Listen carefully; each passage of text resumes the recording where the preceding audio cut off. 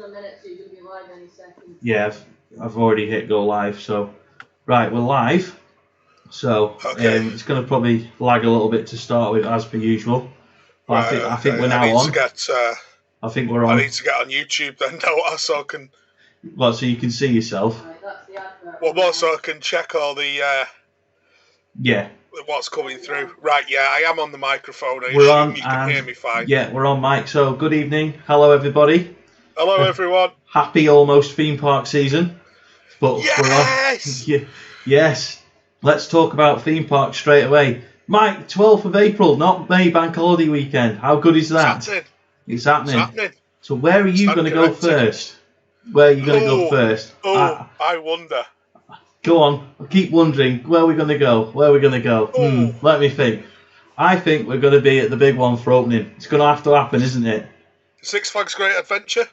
Six Flags Great Adventure. Are we going to be allowed to fly in April? I'm not sure about that, Mike. No, I think that one's not happening somehow. No, I think we'll stick to Pleasure Beach. But yes, I am very much looking forward to that week. Very much looking forward to being able to see you in person and not through a screen. Good evening, everyone. Thank you for joining us. It's going to last as long as it can go, as usual. Just want to say that I'm wearing my PBE hat tonight because I've got lockdown hair. Even though I can get haircuts at home, it's not that bad at the minute, so I'm just going to keep going with the old PBE hat.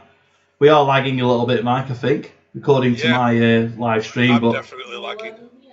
Becca's not lagging, so I think it's just you lagging as usual, Mike. So, Pleasure Beach, 12th of April. Obviously going to go to the big one first, but what else are you looking forward to about the Pleasure Beach? Being back there? Yeah, I just want to see everyone. Yes, definitely. One thing I'm looking forward to doing as well is it's just going to be nice to get to places like back to Pleasure Beach, back to Fort, back to Towers, but also to do stuff we've not done before. I'm going to try and do Polton's Park. I'm going to try and get some videos of that when it opens, because they've got 6 new rides opening and it's a park I've never actually been. So I think it's going to be 2 visits for me there this year. I'm going to go on a filming run when it's nice and quiet in the midweek, and then I'm going to go with Becca and Charlie with no cameras, so Charlie can go and get on some rides and we can do some of the family rides, because I think a lot of the rides there are either they've got 1 meter tall restriction, maybe even less, something like that. So Mike, you're dropping the quality. It's your fault. It says I'm lagging. You're lagging. It's all right. You keep lagging, I'll keep talking. I'm going to blame it on you. You're bringing the connection down. It's kicked back in now. You kicked back in. I think it's there we go. Maybe it's you that needs to keep moving this time and not me. Yeah. So I did move the computer slightly, so that might have knocked it off. Yeah, but fair enough. Seems to be on now, so. Yeah, good stuff. I think we're working all right. Yeah. I will be doing Polton's hopefully later in the year. Yeah. Bit of a road trip. I've got a bit of a road trip planned for the summer. Yeah. So. Go on then. Let's hear what this road trip is. Let's see the master plan. Right. So it's a bit ambitious, and some of it is obviously dependent on European travel. Yeah. But I basically drive from here down to Great Yarmouth. Yeah. I go and do Great Yarmouth, Pleasure Beach, Joyland. Yeah. Because I really want to go on that Turley and Tub Twist or whatever it is. I thought you were going to say you want to go on the snails. Oh, them as well, yeah. I have seen the pictures from a few people that did that last year. So I do Great Yarmouth. I do, obviously, Pleasurewood Hills is just up the road from there. Yeah. Next one down would be Clacton Pier. Have you seen Top Thrill Tourist comment? Can't wait to see Mike on the snails. I think that needs to be a rider cam POV. Rider cam. Yeah. I'm just laughing at one of the comments. I'm just going to ignore it. I've just seen it, yeah. I'm going to turn that device round so you can see it. I hope it isn't what it's been suggested as. I think that would be quite painful. No, I'm not a newsreader. I'm not that stupid. You want to tell us about that poster in the background?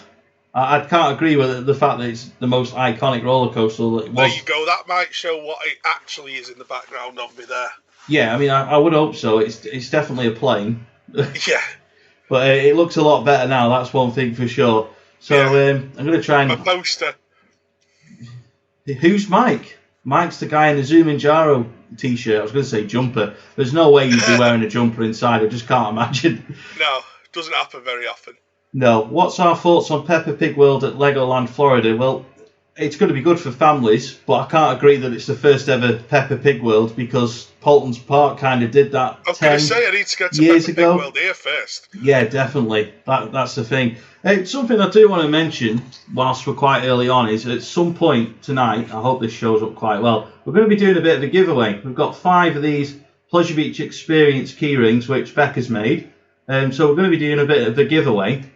We're going to pick who wins at the end, and you might also get some random theme park things along with it. So the way to win these, and this can be going on the whole way through, and I'll keep reminding you, is whoever posts their best memories of PBE vlogs, we want to see them in the comments. Top marks for anyone that mentions Mike falling over at Portaventura or at Siam Park or anywhere in general. Or anywhere else I've fallen over. There's definitely going to be there's going to be a giveaway. So 5 of those definitely. And someone says take off the hat. No, I'm doing some Pleasure Beach Experience advertising here. You'll be able to buy these hats soon. And this one is especially Mike coloured. Everybody knows that Mike likes an orange hat, so that's why I've done it.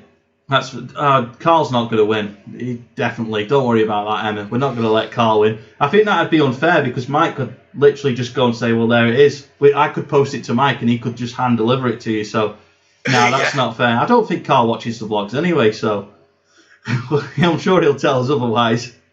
But yeah, Mike, Wallace and Gromit shot falling. That's something that still makes me laugh.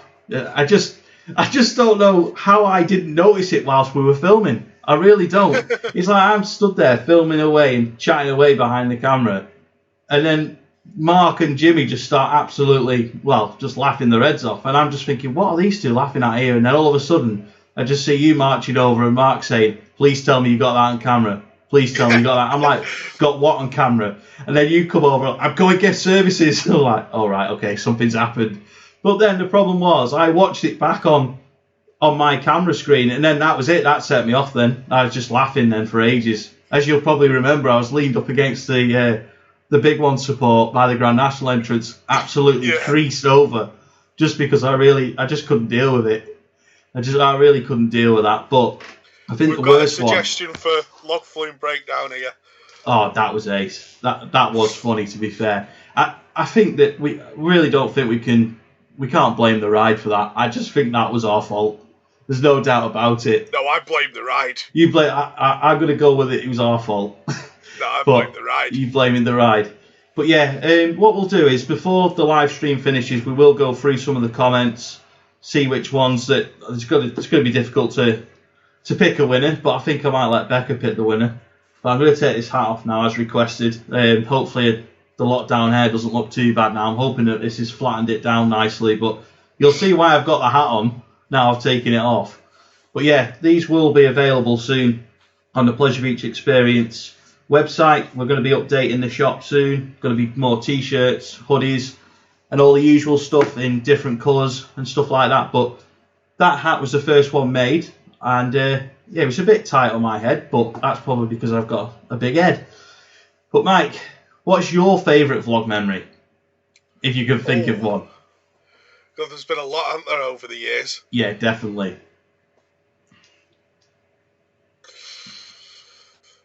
Come on. Put me on the spot, good and proper. I like putting you on the spot because it makes you think. Keeps the cogs going. Now, someone asked me to do a shout out, and I want to make sure I get the name right. So, excuse me for being on the phone here, but I just want to make sure that I get these. Dave Stone, your hair's too long. You can't say Dave, that on live camera. Dave, that's only by your standards.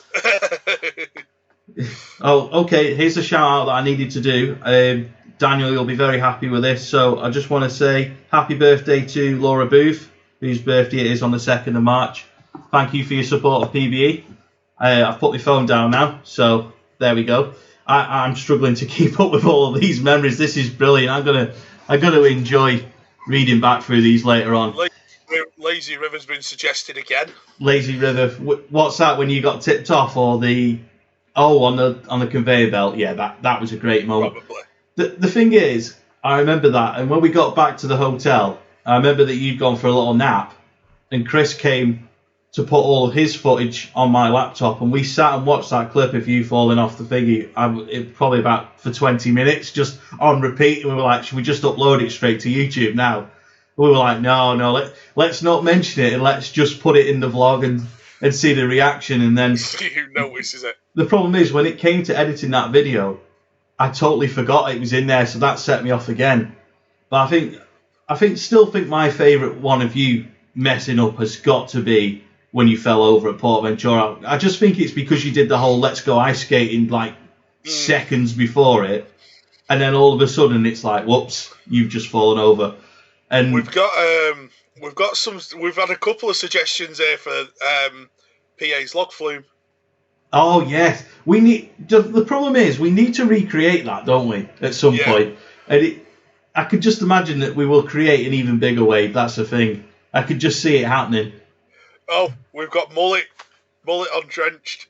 Mullet on drenched was. I think the thing that was so good about that is the fact that he was so cocky about it. I don't know if you're watching Mullet, but if you are, that was so good how he was calling everyone a chicken for not going on it, especially me and Mark. You're both chickens, you need to do it. Oh, I'm going to do it again. And then as he was walking off, everyone was like, he's going in.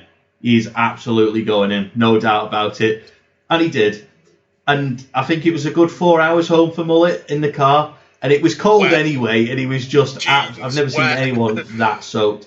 So, I want to say thanks to Jack for the super chat. What's your thoughts on Velocicoaster? Well, I don't know really. It's a difficult one because watching the testing, I'm looking at it going, it's going to be an excellently themed roller coaster, but it's giving me Icon vibes. It's not giving me Taron vibes, which I thought it would be. Slow done it from them runs the other day. I think it's the hang time thing again. I think a lot of it's going to be very much on the hang time, but still there's a lot of it that we haven't seen. But I think that there's been so many construction videos and so many testing videos, and there's so many of them just showing that top hat, but nothing else. And I think basically the same bit of track over and over. Yeah, so at least the rest of it's going to be a surprise. So I'm very hopeful that there will be some PBE coverage of that coaster at some point this year. Whether that'll be when it first opens, end of the year, I'm not really sure yet, but we will definitely be getting some footage of that at the soonest opportunity. And we'll be doing a review video when we get the chance, and hopefully there'll be an official POV beforehand so we can get a good idea of it. But I think that the best thing about it is going to be the noise that the launch makes, because it's got that same roar that Red Force and Taron have got. Yeah, the F1 launch, I think. Yeah, definitely. Got a suggestion here of Conda is going to be much better. Yeah, that does look good. I'm just laughing at Mike Jeevan's comment. I'm sorry about causing that uproar. I think I was just bitter because I didn't get to go on Jaws the ride. I definitely didn't appreciate the Harry Potter area of Universal as much as we probably should have done. But I think it was just purely down to the fact that I was just so gutted that I didn't get to go on the Jaws ride. But maybe we'll have to go and do the one in Japan someday. That's one for... I think if I was going to say to you, Mike, what coaster are you most excited for this year? In terms of whether it's one opening this year or just a potential new cred that you might get this year. Well, I think... Because I'll go back through a bit more of me trip that I've got planned. So I said I got as far as Clacton Pier. Do Clacton Pier, Adventure Island again, Dreamland, Margate, and then hopefully from Dreamland I then go into France. Towards Europa Park. Now on the way down, because it's a hell of a drive from Calais to Rust, be picking Scott up at Karlsruhe Airport on the way, but I'm stopping off on the way down at Walligator. I'm just showing off my can of Iron Brew here. I've been asked in the comments. It's definitely Iron Brew. Can't beat it. It's not, like you said, it's not as good as it used to be, but it's still good. See what Iron Brew can do for you. Just want to say evening to Kev. Happy days. Nice picture of your car on Facebook the other day. I'll be going Walligator, and that's the coaster that I would be most hyped for because it's Monster. Monster, yes. Which is the clone of Raptor at Cedar Point. But without the mid-course brake run. Yeah, without the mid-course brake run. So I do Walligator, then I go to Europa. We're looking at about 2 or 3 days at Europa, aren't we? Yeah. Hopefully a bit of a visit down there while we're at it. Yes, a to be confirmed kind of visit, but it would be a nice video if that one happens. So awesome if we just want to pick up on something that Alfredo says. He's got Stuz photos on his wall, which fair enough. Stuz has got a bit of a fan there, which is fair enough. No, D-Stone Iron Brew is definitely not sponsoring PBE. We've definitely not made the big league. That's definitely not happening. So, Aldi do their own version of Iron Brew. Oh, I'm not sure about that, Sam. If it's got to be the real thing. And anyway, Aldi are German. The problem is, so it can't be Iron Brew. Yeah, it's a fair point. Iron Brew has its own special recipe. Remember, made from girders. But made in Scotland from girders. Yeah, exactly. Aldi, it can't be Iron Brew because it's not made in Scotland. More to the point, if you buy a can of pop from Aldi, they're just going to throw it at you anyway, so it's going to bounce off the wall and spray you in it. So you're not going to... I mean, come on. So, Mike, if you were to go to Florida, let's say, what coaster would be the one that you would most want to do? What would be the one you would run into first? Maybe not running, but... The Hulk. It's a good choice. It's a good choice. Funny story with that one. And other of the B&Ms, there's quite a few of them that I would like to do. Coomba's a good one. Yeah. I'm absolutely gutted still that we didn't get on Kraken, and I'm definitely not bitter about not getting on Shikara. No, still not bitter about that anymore at all. Just going to go and cry about it after this live stream. Kraken was closed at the time we were there because they were adding VR to it. And now it's gone. Back off it. It's gone, so it's pretty frustrating, but it's one of those things. That lasted a long time, didn't it? Yeah, thoughts on Kentucky Kingdom being taken over? To be honest, I'm a bit sad about it, purely because it would have been lovely to meet Ed Hart, who has done so much for that park. And the thing is, I don't know if Mike's watched it, but the Coaster Studios documentary about it was so good. It was such a...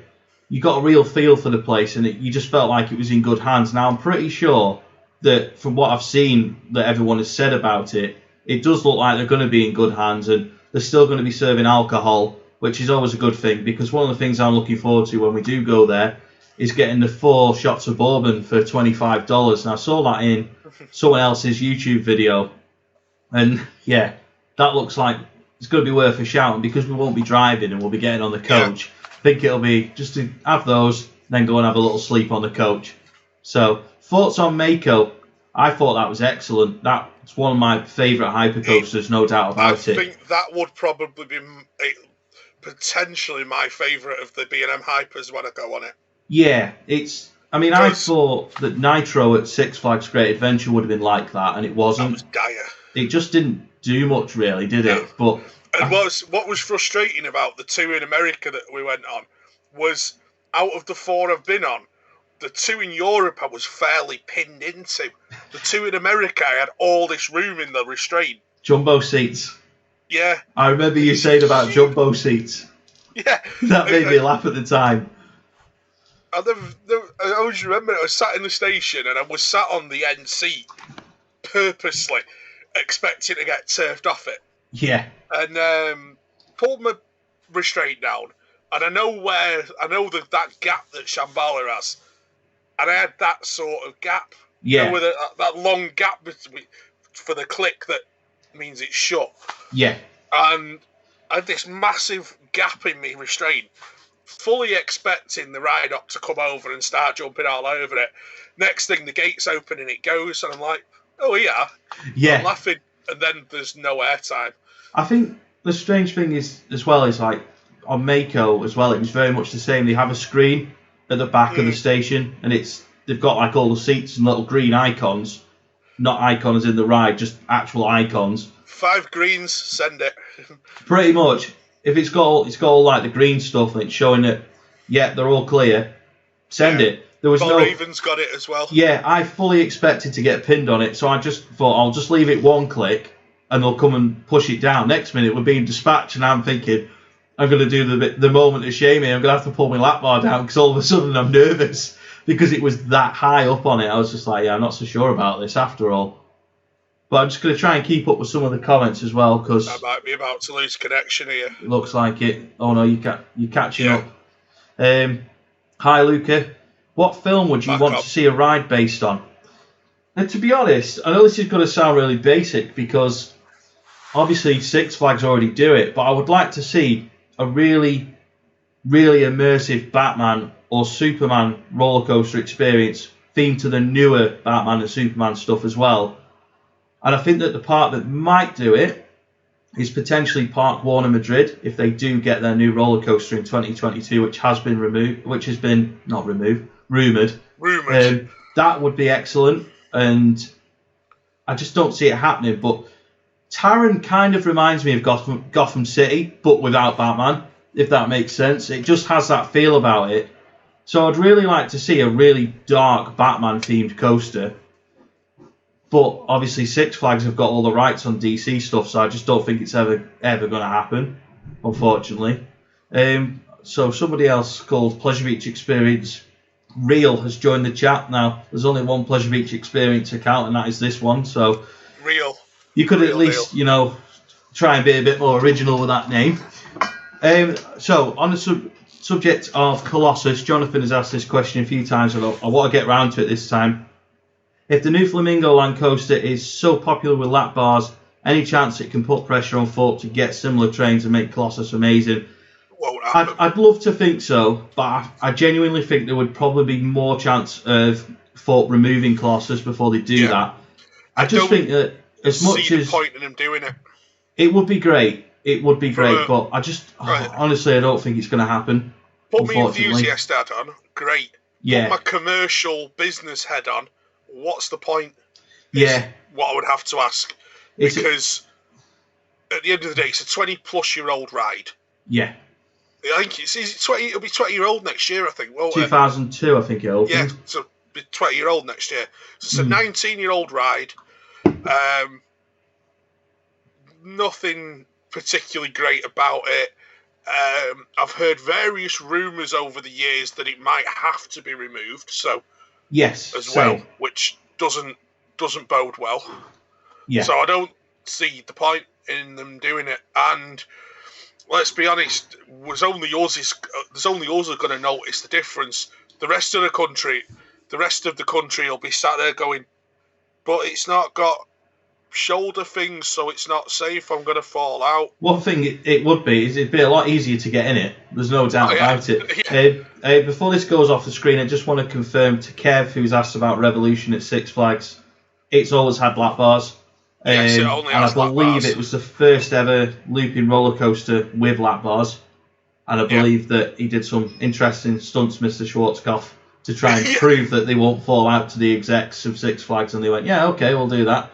I don't know if you see. I heard it was the insurance company that wouldn't cover it. Yeah, and he pinned them in it till they agreed.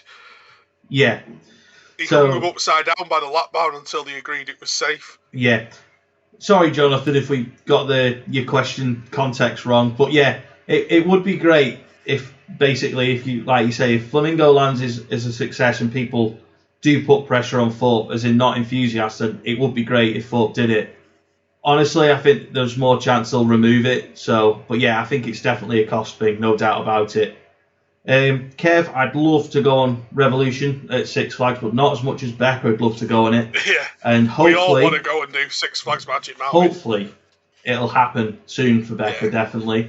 There's it was going to be happening in April, but obviously not anymore. But flight vouchers from BA, so at some point that is going to happen for Becca to go to Six Flags. Yeah, to Cali. If anyone's wondering, Becca's just entered the room off camera to ask. Got one here. Mike Jevons asked, did either of us ride Thunderlooper? Unfortunately not. No, unfortunately not. Wish I had. I missed out on it by a year on the height restriction. I didn't go to Alton Towers until 2001. I went on a school trip 2001, and nobody will be surprised that I just came away from it like, well, not my kind of place. I prefer Pleasure Beach. To be honest, it was just I wasn't used to it. I'd only ever been to Pleasure Beach, so it was just totally different to what I was used to, and it was so busy. But I think it was just one of those things where I was used to Pleasure Beach, I was used to it being busy, but I was used to the queues just moving and moving and moving, and it just didn't feel like that at the time at Towers, and I think it was just one of those things where I just couldn't get used to it. But that said, I went to Towers the following year, knowing what to expect, and then enjoyed it so much more. And that second visit was definitely good. And I think there's no doubt about it that you were an absolute Alton Towers fanboy when we met for the first time. Yeah, I think because you mentioned like your first visit there was early 2000s. Yeah. Mine was a lot earlier. Mine was mid 90s. Yeah. As that suggests, and to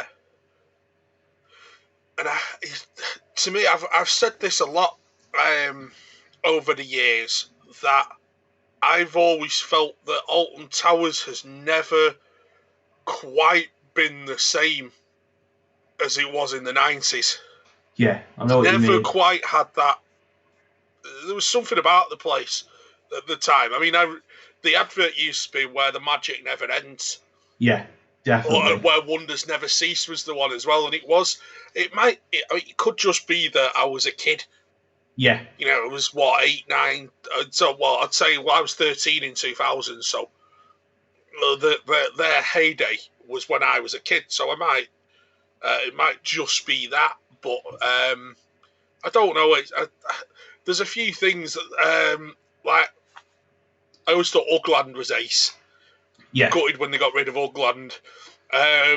If it's quite cold on Pleasure Beach opening day, I will be wearing my Ugland coat that I bought the other week. I think you'll just wear it anyway. Probably. Yeah. I think you'll just wear it for the sake of it, because it'll be like, look at me, I've got an Ugland shop. It's a bit like me wearing my old Pleasure Beach jumper here now, isn't it? Oh yeah, the badge is there. I'm seeing it a different way on the screen.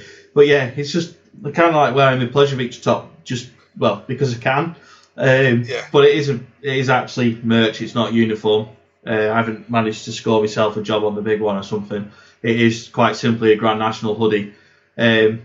Yes, me in a Grand National hoodie probably seems quite daft at this point, given that I'd love to see it be retracked at some point, but it might happen one day. And on the subject of retrack, go on, Mike. I'm just going to pick one up there. Sam Power mentioned about height limits and being 6'4". Infusion springs to mind for that. Oh no! As being a ride that has a maximum height limit on it. Yeah. And I suspect 6'4", you might just about be over it. What's that for? Sorry. For Infusion. I don't know. I mean, without seeing, I can remember a couple of you being touch and go on it a couple of times as being let on it. Yeah, that's true. So, do you remember the old leg swing test in the station? Yes, I do actually. That was a long time ago. Do you know, it feels like ages since I've actually been on Infusion. I don't think I went on it after the restrictions last year were lifted and we could go to the parks again. I don't remember if we could go on it. Someone's asking if Blackpool Pleasure Beach is open. No, we're in lockdown. Blackpool Pleasure Beach opens on the 12th of April. I'm trying to keep up with the comments. But I was going to talk about the big one, retrack, and I think today all of the track has been taken in. We've been having updates sent to us all day, and we're also getting them sent through to us on Wednesday as well. It's good to see that new track arriving. It's just good to. It's so shiny. It does, doesn't it? It's like this pristine, shiny red track. I'm just gutted that I wasn't there to see it. I know that sounds like really, first world problems, but it's like I would have just liked to have been there. It's just, it builds that anticipation for the new season. It's like, yes, Blackpool Pleasure Beach, here we go, new season's coming, big one's getting ready, big one's going to be more enjoyable this year, even more enjoyable, let me just say that. That's where I'm heading first on the 12th of April. If we have high winds that day, I am going to be traumatised. Irritated. Irritated. That's one way of putting it. Irritated. Yeah, definitely. Right, I'm going to try and keep up with some of the comments. Would you agree most parks, including Pleasure Beach, were better in the 90s? Yes. not a dig at Pleasure Beach as it is now. It's just, for me, childhood memories. Blackpool Pleasure Beach in the 90s, it was ace. We're both on the same sort of wavelength there. Of we're obviously what you'd class as 90s kids. Yes, exactly. That's when we grew up. So, I think we've obviously got that nostalgic edge towards the 90s. Yeah. The one park I would say that doesn't fit that bill is probably Thorpe. Yes, Thorpe's very much of its time. Was after its heyday was the mid 2000s when you look at it and you go, you've got Colossus, you've got Inferno, you've got Stealth, you've got Tidal Wave, all opened in a really short space of time, wasn't it? In about 5 or 6 years. Yeah, I mean, did you ever visit Pleasure Beach when it was open till like midnight, 1 in the morning? Because that was crazy when you think about it. It was so good. I was never there late at night. We always went during the day. Yeah, we were different. We set off to Blackpool in the morning. I remember we'd go in the morning, and we'd go to my uncle and auntie's first, and we'd play on the original PlayStation. Me and my cousin Lee, we'd go on like Formula 1 97 as an example. Oh. We'd play on that, or we'd play on one of the early FIFAs or something. And then we'd go into Blackpool itself. We'd go into Blackpool Town Centre. We'd go up the tower. We'd walk along the seafront, and then we'd jump on one of those retro 90s black and yellow Blackpool buses. If anyone's from Blackpool and remember those, please put it in the comments. They were proper retro, and they were like 10p a go. And we'd go on the South Pier first, have a wander around there, and then it'd be into the Pleasure Beach, and we'd just wander around the Pleasure Beach, and usually we'd stay until it was quite late. And I can't remember what time we used to stay till, because obviously I was young, but I just remember it being like a magical place that it was just, I can't put into words how amazing it was. I think I posted this or said it in a video recently. If I could get a time machine and go back to one day in the past, it would definitely be Big One's opening day and stay right until the end. Yeah. Like whatever it was, 2, 3 in the morning that they stayed open till they just, yes. But obviously go back in time as this age, not as the age I was then, because I wouldn't be tall enough to go on it. But imagine experiencing that first drop. Just going to pick up that super chat. Yes, Aaron go for Sanchez. Opinions on Blackpool Central plans, more tourism. Yeah. I think we spoke about this on the last video, didn't we? The last live stream we did. And I'm still of the opinion of I believe it when I see it. Yeah.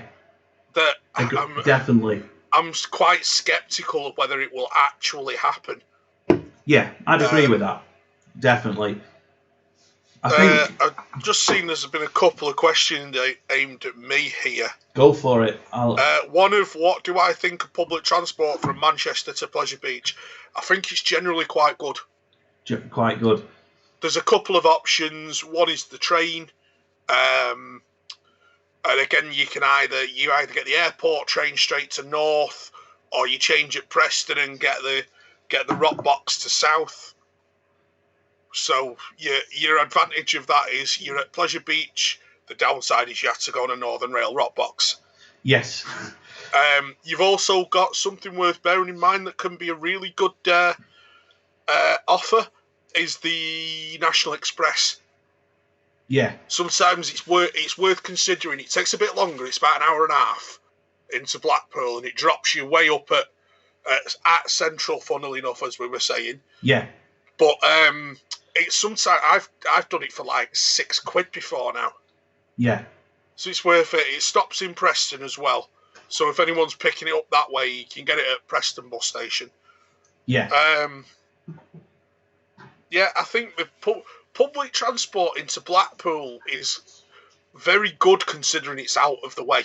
But it's also not brilliant at the same time. I don't think any public transport in this country is brilliant, to be honest. But no, I don't know what you mean.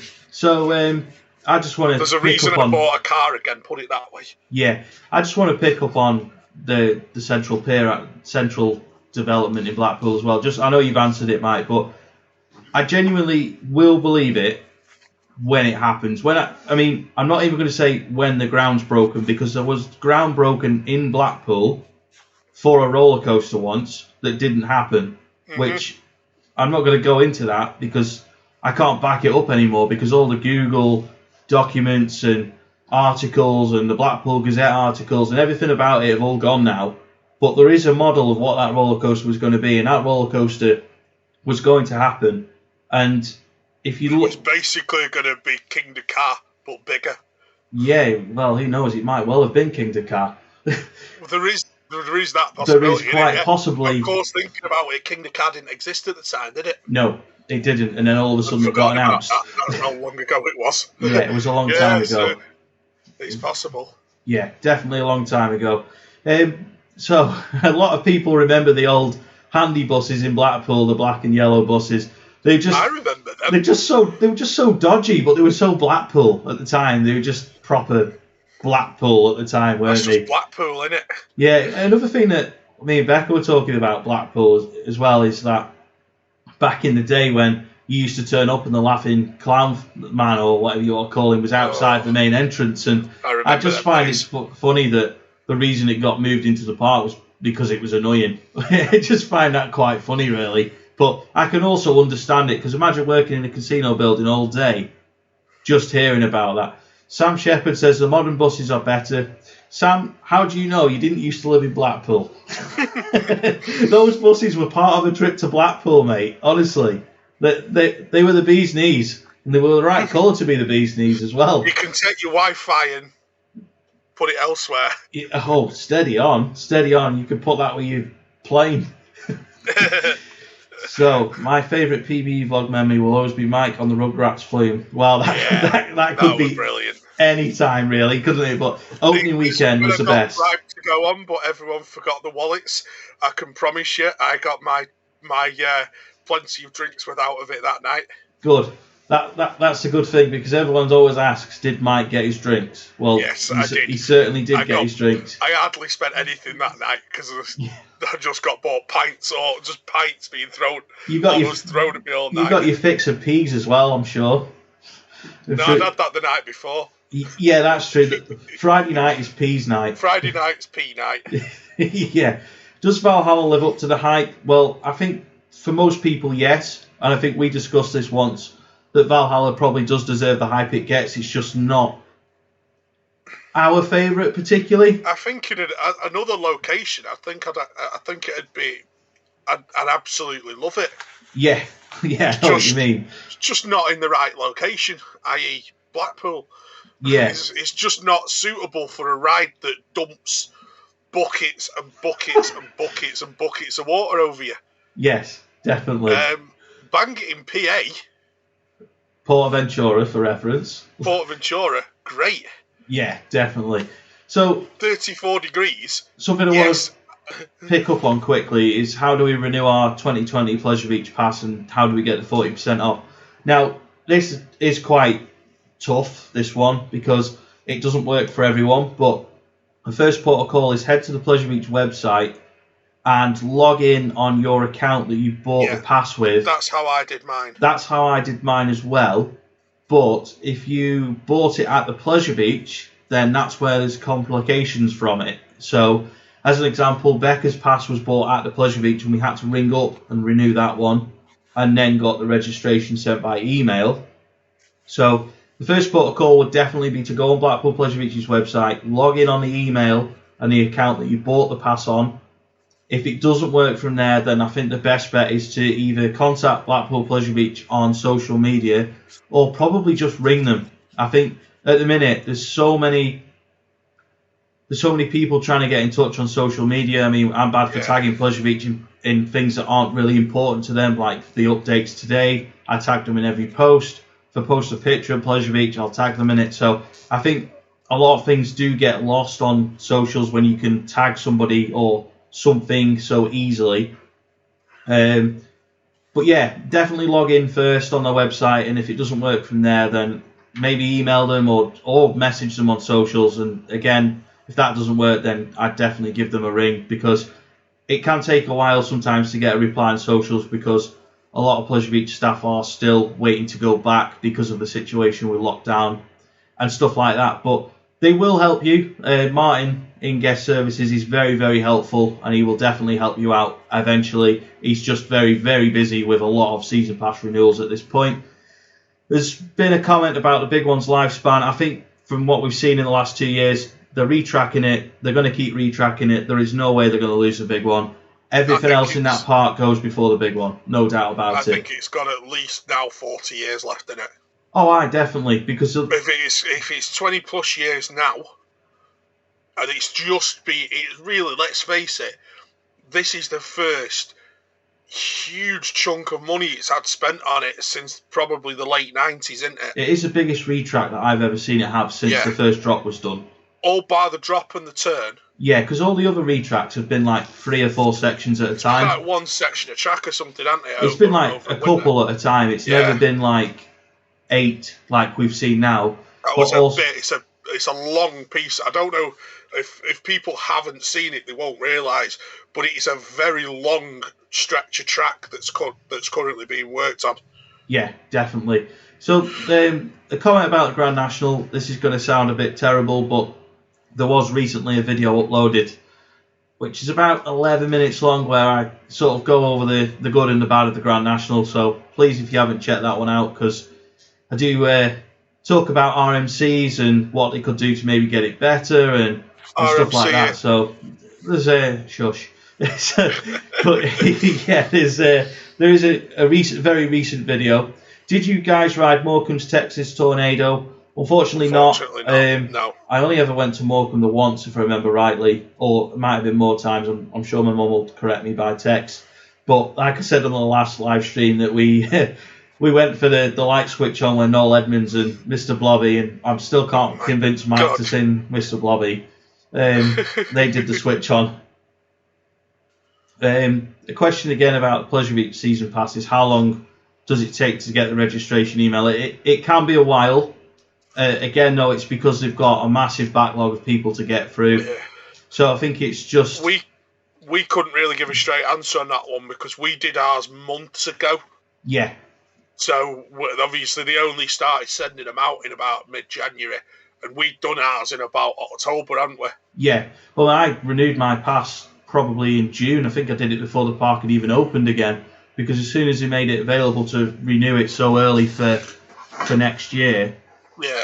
Oh, this year, sorry. I just did it straight away because I wasn't doing anything, so the money was there. So it's like, I'll just do it. Just get it done. Might as well get it done now. In terms of the USA trip vlogs, do we announce it, Mike, or do we say nothing about when we're going to America? We'll leave that one for now. Yeah, we'll leave it. We'll definitely go back someday. All we'll say is there will definitely be more America vlogs. Yes, when they'll be and where they'll be remains to be seen at this point. But what I will say is, as well as the event, we all have various personal plans and possible trips looked at as well. So yes. Several. yeah. If there were at this rate, I've planned 15 trips recently. Yeah, different parts you of and me both. Yeah, I think I've got what have I got? I've got California and Vegas still planned. The New York area planned. Yes. I had an ambitious plan regarding Chicago that I knocked on the head. Vegas, get Desperado open. Yeah. Oh, come on, please. So, Blackpool Pleasure Beach event. Probably a good time to talk about it because somebody's asked about it. Well, the information is coming. It's probably going to be next week, but I can't say for definite. But the aim is to have it on sale by this time next week. But I can't guarantee that at this point because... Again, we're just awaiting final information from Pleasure Beach on that one. Pricing and timing. That's all. Yeah. That's all we're waiting on. What I'll say is they've sent us a plan over. We approve, definitely. Yeah. There's a couple of bits on it that we've not been able to do for quite a while, which is great. Yeah. I'm not going to say any more for now. You're such a tease. Yeah. For any idea of cost, that's what we're waiting on at the moment. Yeah, as soon as we've got the cost, we'll get it on the website and then we'll get it sent out to everyone. Once we know and we've discussed it as a team, we'll get it on sale, basically. Yeah, just want to say hi to Slothy Vlogs. Nice of you to join us. Hello. Hope you're doing well. Hope you and your family are well. And like you, we all miss Zach.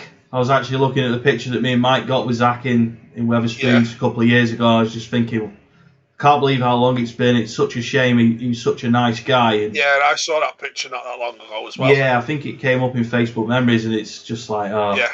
But yeah, hello, Slothy David. Nice of you to join us. Thank you. Craig's joined us. He says, I was just going to point. say the main man, Craig Ty. Yeah, the Birmingham Massive has joined us.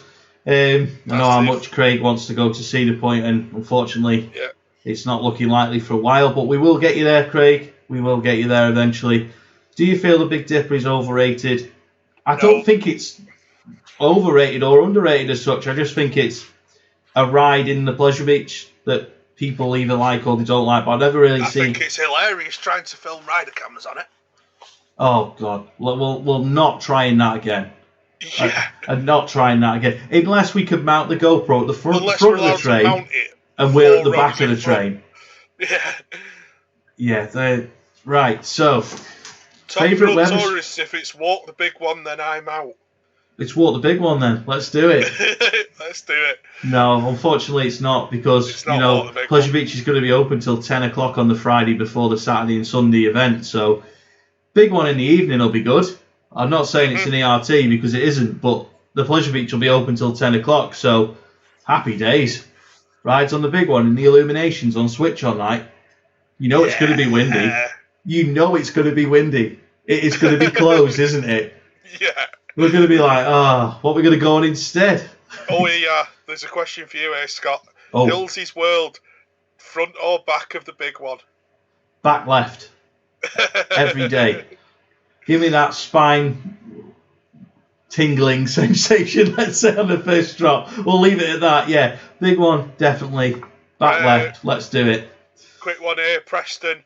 Is the PBE event going to be on a weekend? Yeah, it'll be Friday to Sunday. Yeah, I don't think we're going to have any event activities as such on the Friday, but the Saturday and Sunday, they're both going to be packed. There's going to be ERTs, there's going to be some other stuff. There's going to be good opportunities for people to socialise and get to know each other. We're trying to make sure that there's plenty of socialising opportunities. Obviously, if social distancing is still in place, that might be a bit of a pain. Yeah. But we're looking at getting some hotel deals as well for people, and we're trying to make sure that we go really sort of full on with this event. We've not had a proper Blackpool Pleasure Beach event now since 2018, which, as Club Pleasure Beach, that is pretty unthinkable, really. But when that's we do just the way it is. It is. I mean, it's circumstances. Things have got in the way. It's just one of those things, isn't it? But we will get back to doing them. 2019 didn't work out for us too well. No. And then we had the great... We sort of had a bit of a year off with 2019 because of other things that we had planned. And then 2020, we had it all planned to have it back. And, well... We had a great event for last May for Pleasure Beach. We had three really good events last year. Exactly. So to knock on the head. So I think, because there was Thorpe event that had to be knocked on the head, because that was the first one that fell foul of Corona, and then obviously Towers was shortly after it, and then of course Pleasure Beach was not so long after that as well. So I think if restrictions had been dropped earlier this year, we probably would have looked at doing more Pleasure Beach events. But it's going to be in September. Excuse me. It's going to be in September. I don't want to sort of throw out the dates just yet in case it doesn't end up being Switch on weekend, but it's looking like Switch on weekend, which is the first weekend in September. But that is not confirmed, so please don't book your hotels just yet. It might not happen on that weekend. We're just waiting for the final details from Pleasure Beach in terms of the date that they're definitely happy with, the timings of everything, the pricing. And of course, we're working with a couple of hotels, but it's worth noting in September, every Friday at Pleasure Beach is, I think it's 4 p.m. or 4:30 p.m. to 10 o'clock at night. Yeah. That is fantastic. Or it might be 9:30 at night. Either way, If you join the big one queue at 9:30. It's 9:30 or 10. That's the thing. You join the big one queue at 9:30. It's going to be a case of, well, I'm going to get on it sometime near 10 o'clock. There's going to be some half days done in September. Yeah, there's going to be so many Fridays, isn't there? Velvet Coaster ERT, that'd take us back, wouldn't it? Isn't that just opening weekend?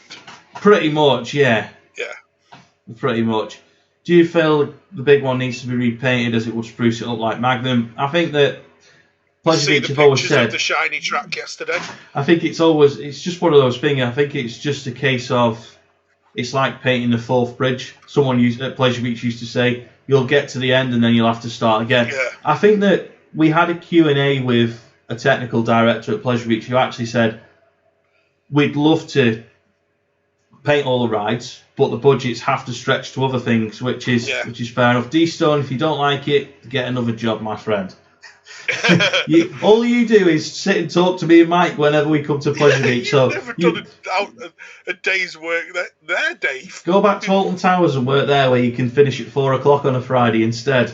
There you go, sorted. Career advice from Scott and Mike. You can finish at 4 o'clock and then drive to Blackpool. I'm just laughing at Sloppy Logs' comment, how rusty we're all going to be in April. Well, funny you should say that. I mean, I went on, I think it was a 3-mile walk the other day, and I needed gas and air when I got home. So I'm trying to do a lot more exercising by going, even if it's just for a walk around the garden at the minute, just to try and make sure that when we get to go into the parks, it's not going to be like, right, I've walked from Noah's Ark to the big one, I need to sleep, get me in the Big Blue. Yeah. Could really do without that, to be honest. So, D-Stone says he starts at 8 in the morning. Retract ever. You've got to let it wear out first. It probably will be got built 3 years ago. Yeah, no. I just laughing at anyone that works at Pleasure Beach saying about the late nights. I'm sorry, guys, but happy days. I'm sorry. Well, come and say hello if you're working. Yeah. But we'll be like this. Big cheesy grins like, yay, happy days, we get to go on the rides in the dark. Yeah. Christopher, again, about the Pleasure Beach event. We will have more information next week, hopefully, all being well. So, what do you prefer, the Boulevard or the Big Blue? To be honest, I've still not stayed in the Boulevard. Mike stays in the local bus stop usually after he's been in Wetherspoons. But sorry, Mike, I couldn't resist. Sorry, it's called the San Diego, isn't it? Yeah. I've never been there, so I'm only winding you up. I was supposed to stay in the Big Blue for closing weekend, and it didn't happen, obviously. Yeah, so don't book it next time, so it doesn't get cancelled. Cheers, thanks. Already done it. Well, no, to answer the question, the Boulevard is nice. I have had a walk around in there. I've seen what the rooms look like, and they are nice, and there is some good views. But for me, it's all about the Big Blue. You've got great views of the Pleasure Beach. You've got a good view out to the big one, especially, and to Big Dipper. And I don't think there's anything quite like waking up in the Big Blue and hearing the Big Dipper going, hearing the big one going, nowadays hearing Icon going as well. I think it just really builds that, yes, I'm at Pleasure Beach feeling that you can't get when you walk from, say, your car or from the train station. You get a buzz, but you don't get the same buzz that I find that when you stay at the Big Blue. It's just like, yes, this is brilliant. Boulevard, one day, maybe one day. But I think at the minute, just because of the way things are in the world, I think that they are very pricey for both the Big Blue and for the Boulevard. So that is one of the reasons why we are looking at different options as well as looking at those hotels. But in terms of on the event, I think that if we can try and get everyone, or we'll say everyone, as many people as possible, either in the same hotel or near to each other, and just we are working on possibly a couple of the larger sort of B&B hotels near the Pleasure Beach that we can try and get maybe 40, 50 of us in at once and have a bit of a social. What room numbers in the Big Blue have the best views of Pleasure Beach? If I tell you that, I might not get those rooms anymore. So, if I told you, I'd have to kill you. No, you can't say that on a live stream. Oh, for goodness sake, someone call the police. No, on a serious note, if you book a deluxe double, you are 99% likely to get a Blackpool Pleasure Beach view. Definitely. Is Mike going to do the Rugrats when Pleasure Beach opens? Yes.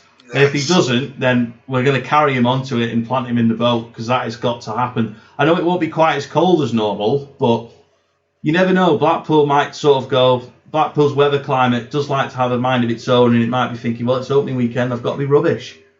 Yeah. A bit like it did in July last year. That was like February. God, it was freezing, wasn't it? That was like February. It really was. So wet. The Pleasure Beach event in September will be 2 days, definitely. It will be a Saturday and a Sunday event. Yeah. There'll be plenty going on both days, that's for sure. And two of the things that are being done, one of them has not been done on an event for nearly 8 years, and it's a very exclusive thing that you could only do on a Coastal Club event.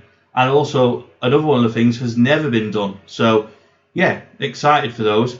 There is no actual way of joining Club Pleasure Beach yet. That will be changing in 2022, but I will be communicating more information about that as time goes on, because things are changing in the roller coaster enthusiast world. Things have got to be done a little bit differently, and I think that we've managed to run Pleasure Beach Experience, Club Pleasure Beach, in a way where we've not had to have club membership for as long as we have, and I think we've done well not to have to put membership in place. But due to a lot of things that have happened on social media to do with the roller coaster enthusiast community, that has now got to the point where we need to have a membership system in place one way or another. And now that's even down to the fact that a couple of parks have actually requested it. Yeah, exactly. It's I think it's just one of those things where they've got a little bit more knowledge on who's joining them. Yeah. And just that they don't want anyone to be able to just sort of be able to come along and make trouble for the park, which is without us being able to sort of turn around and go, yeah, it's this person, for example. Yeah. For example, if you turn up and start causing trouble but you're not a member, there's nothing I can really do about it. No. And I think that's the way that one of the parks put it to me on the America trip, that if you've not got membership, then it would be difficult to offer you your group to be able to do anything, which is fair enough. I totally get it. We've gone, like I say, 8 years without having club membership. When it does come in, it won't be expensive. There will be perks. We're working on those already. There'll be little things included, like little PBE gadgets, whether it be lanyards, club cards, all sorts of stuff. Things will make it worth your while to have it. Absolutely. So it will be. Absolutely. No doubt about it. Anyone is welcome on the event, but there is a couple of restrictions. They are on the website. If you go to pleasurebeachexperience.com and click on club events, all of the FAQs are on there, and it answers all of the sort of restrictions on attending an event and so on. So hopefully that all makes sense. Yes, those PBE troublemakers, they usually go by the name of Mike and Mark. Nothing to do with me. I just film it all. So, but yeah, we'll see where it goes with that. It might well be a case of it doesn't happen, but it's looking likely. It's looking likely. So, yeah, Mike, carry on. Carry on. Carry on. Let's see. Someone keeps asking here about who I vote for. Because of my job, I don't get into politics, so I'm not going to answer any questions regarding politics. No. So there's no point in asking. His name's Butt. Michael Butt. Secret agent there. Yeah. Yeah, carry on. Slothy's going, so see you later, Slothy. Sorry, I've got a mouthful of iron brew. Cheers for joining us. Decent documentary on Now TV about Formula Rossa. I'll have to have a look at that at some point. Oh, I'll have to check that out. Yeah, Mike, favourite... I'll make a difficult question for you. There was one on here before, actually. Go on. Was about favourite and least favourite SLCs. Favourite would be Odyssey. Yes, no. Least favourite is Condor. Oh, Condor, yeah. Wallaby, the original one. Sorry, that was what I wanted to answer. There's a question about Halloween. Are you guys planning to go anywhere for Halloween? Totally Shocktoberfest, definitely. Yeah. That one is a given. We can't wait. We've all got tickets already. Very excited for that one. There's also... I just laughing because I can see my off-screen light moving by itself. I think I've got a ghost. In the wrong place, that's all.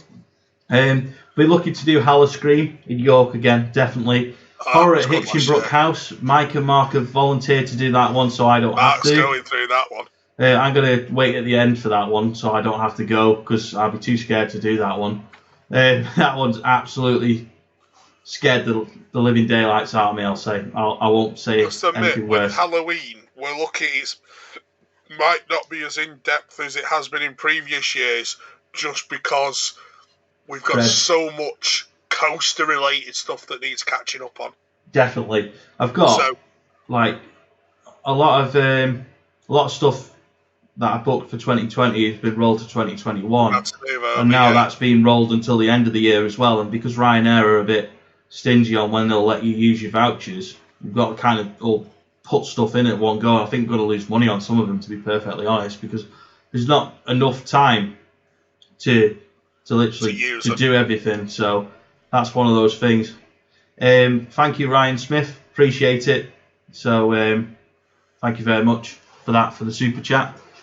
So Mike, what do you think is the future of the UK industry as a whole? Obviously, the pandemic is going to cause a bit of problems with some like icon scale investments, let's say. But what direction do you think the parks are going to go in for the next few years?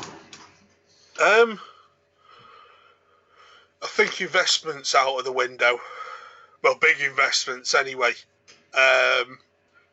I'm pleased to say, Fantasy Island are in a bit of a unique position in that because the company that own it, Mellors, have got stuff, so many sort of sites and access to rides that they can just keep rotating theirs, which they are doing. If anyone's seen today their announcement, they've got their new ride for this year is going to be a travelling Maurazona spinner. It looks good. It's a massive improvement on Ice Mountain. It looks good. Looking forward to that one. I believe it's that particular ride's been toured Germany for some years. There's been a lot of positive comments about it. There's not too much I can say on that at this point. So if you don't mind, Mike, I'm going to move that subject on pretty quickly. You understand why, because of conversations we've had about things that go on for jobs and stuff. So I'm just going to move that one on for the time being. Yeah. I think we're going to see family attractions. I think that's the flavour of the month. Well, not so much the month. I think it's going to be the next couple of years. I think we're going to see. I think Poulton's Park is going to lead the way. I think they've been hinting that they're doing something for next year. They've also been asking what people want them to do for 2023. All right, my opinion is that they have already decided what they're doing because things don't just get decided overnight. Yeah, my opinion is that they are going to decided what they're doing and they're just floating it to see whether. Yeah, absolutely. I think see how well it matches to what they've thought of. I think that Poulton's Park is one of the most exciting parks in the country at the minute because they're investing and they're investing and they're investing. And whilst their new coaster may not be on a level of the big one, it looks decent. It looks like it's going to be enjoyable. They've got some really good little projects down there, I've got to say. Yeah, definitely. I've done a couple of little bits on it, but I'm going to circle back to my little trip in the summer again. Yes, go for it. So I'd mentioned that we were going Europa Park for 2 or 3 days. Then got the drive back up, and I think I am probably going to go possibly to a holiday park on the way back up. Yeah. Do holiday park, do the creds, and then drive up. Yeah. Partly because, there's a couple of reasons. One is that by going to holiday park, I do more of the drive back in Germany, which means I can do more of it at their de-restricted autobahn speeds and not the 65 that the French insist on. Yeah. To answer Ricky's question, if Becca would let me, then yes. Definitely, but I think I'd wait until Charlie was old enough to join me for it. Yeah. So, but I just want to take the opportunity to remind everyone that we are running a giveaway tonight, and we are giving away some of these Pleasure Beach Experience. If I could keep it still, Pleasure Beach Experience keyrings. The way to win: there's 5 available. All you've got to do is, if you've already done it, don't worry about doing this again. It's only if you haven't done it already, but you want to win one. If you'd like to win one of these, please post your favourite Pleasure Beach Experience vlog memories in the comments section, in the live chat section even, and we're going to pick the winners at the end. If you've already commented, don't worry, we will read through your comments at the end. Also, I just want to pick up on a comment where Freddie said, "Hi guys, really want to donate, but I can't at this time." Please do not feel like you have to. Don't worry, you don't have to do it. Anyone that does, it's totally appreciated, but please don't feel like you have to. Everyone is welcome in the live chat. We are reading all the comments. We are trying to reply to everything, but it's just difficult to... They go up the screen so quick at times. Yeah. We try and catch as many of them as we can. Yeah, definitely. We are reading the comments, definitely. Yeah. When I get back into the UK on my trip, I go from Folkestone or Dover, depending on exactly how I cross the channel. Yeah. To Brighton Pier, do Brighton Pier. I want to do I think it's the 360 tower that's on Brighton seafront. Yeah. Didn't get a chance to do it when we went there this year, but I'd like to do that. And then I go up to the Bournemouth area for a couple of days. For the big thing is obviously Poulton's Park. It's just in between Bournemouth and Southampton. There's a couple of other things I want to do while I'm there. There's that Splashdown Water Park, which I've got penciled in. Looks really good. Yeah. Also, because I like cars, the Bewley Motor Museum is there. Yeah. Which I will be going to. From Bournemouth, I go to Breen and do Breen again. Yeah. Basically, because I just want to sit on Space Invader all day. That's a great show. Sit on Space Invader all day. I'm not bothered about that horrible Pinfari looper that's there. Yeah. The one that kept breaking when we were on it. I just laughing at someone's comment about when I said on Untamed, we are Untamed. Yeah, that was proper cheesy. That was bad. I don't know what it was. It was the first time I'd ever enjoyed an RMC, and I just wanted everybody who was watching to know about it. So it was. I remember when we turned the camera off, Mark was like, "Why did you say that?" I was like, "I don't know." Here we go. More comments about me falling off the ring on the conveyor belt. Do you know, it's quite sad thinking about it because I've had about 7 reminders off Ryanair today that we should have been going to Scion Park today. We would have actually been sat on a balcony in not Benidorm, why am I saying Benidorm? Tenerife, probably drinking a Strelladam that's cost 15p. And yeah. Do you reckon that bloke stocked his shop back up yet? He's probably wondering where we are. Now, for context, he's probably got 15 crates in his shop going, where are them English blokes that came in last year and bought all me Strelladam? Yeah, for context, last year after Mike had flipped off the ring on at Scion Park, we went back to the hotel, everyone, and then we went out for tea, and we went to a place that served ridiculous amounts of garlic bread. They served chips, they served pizzas and all sorts of things. But what was good after that is we went to this little off license, and it really was an off license. It was and a tiny little place. We were like, oh, we'll just buy like 3 or 4 cans of Strelladam. We opened the fridge and he got like 40 cans, so we just bought the lot because they were equivalent of being about 15p each. So we were just like, yeah, we'll have the lot. And we just turned up back to the hotel. The reception were just looking at us like, are you taking the pee? Like, what are you doing? Like, we're going to drink them, don't worry. Well, somehow I think we ended up with some left. But the funny thing was, Stu Blair was with us, and he was staying an extra week or something like that. And he got a fridge in his room that he'd hired, and we were just like, there you go, Stu, just have the rest. Yeah. So we just like, take the rest. Got a shout out to Preston there. Yes, thank you, Preston. Preston, I really hope you're able to join us in Blackpool for the September event. I know you've been talking about coming over.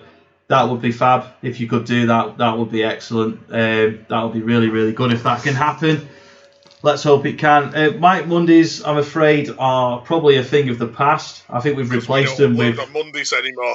No, I mean, it's just easier for me to run this channel as it is that we do it on a Thursday and a Sunday. It just makes things so much easier for uploading, and I would like to think that the videos are of a better quality than they used to be when we were trying to upload almost like daily. So yeah, I do hope that they're a lot better. I appreciate we're getting a bit of a lag, so apologies for that. I think it might be me causing it. I don't know. Maybe I'm not moving enough because Mike, you're not actually lagging. So yeah, I don't know what. Yeah, it is a first. You're right. Oh, the main man's on, Graham Stewart. Graham Stewart's on. Hello, Graham. All right, Graham. Thanks, Kev. Thanks for watching. It's me that's causing the lag because now the live chat is all of a sudden catching up. Scott Sundays would be interesting. It's kind of been Scott Sundays anyway because it's just been me uploading videos, me waffling. So there's a possibility I might be able to bring you more content soon. Yes, definitely. We're going to see how that goes, but I've just invested in a new camera, so it's possible that I might be able to provide some. We'll see how it goes on that one, but yeah, definitely. So we are experiencing some lagging issues. I'm not sure why. We've got a couple of comments here about Mark calling things superb and airtime. I've not actually heard him say superb for ages, to be honest, in a video. That's because we've not. That's not because we've been anywhere. But I mean, in general, he just he stopped calling rides superb. I think it's maybe because we stopped going on new coasters and started going on random places. But I was going to reply to something and I can't remember what it was. It's because we're lagging. The September event limited numbers of people, possibly. Potentially, yeah. It's and what it might be is that certain elements of it will be limited numbers. Good stuff. There'll be more information on that down the line.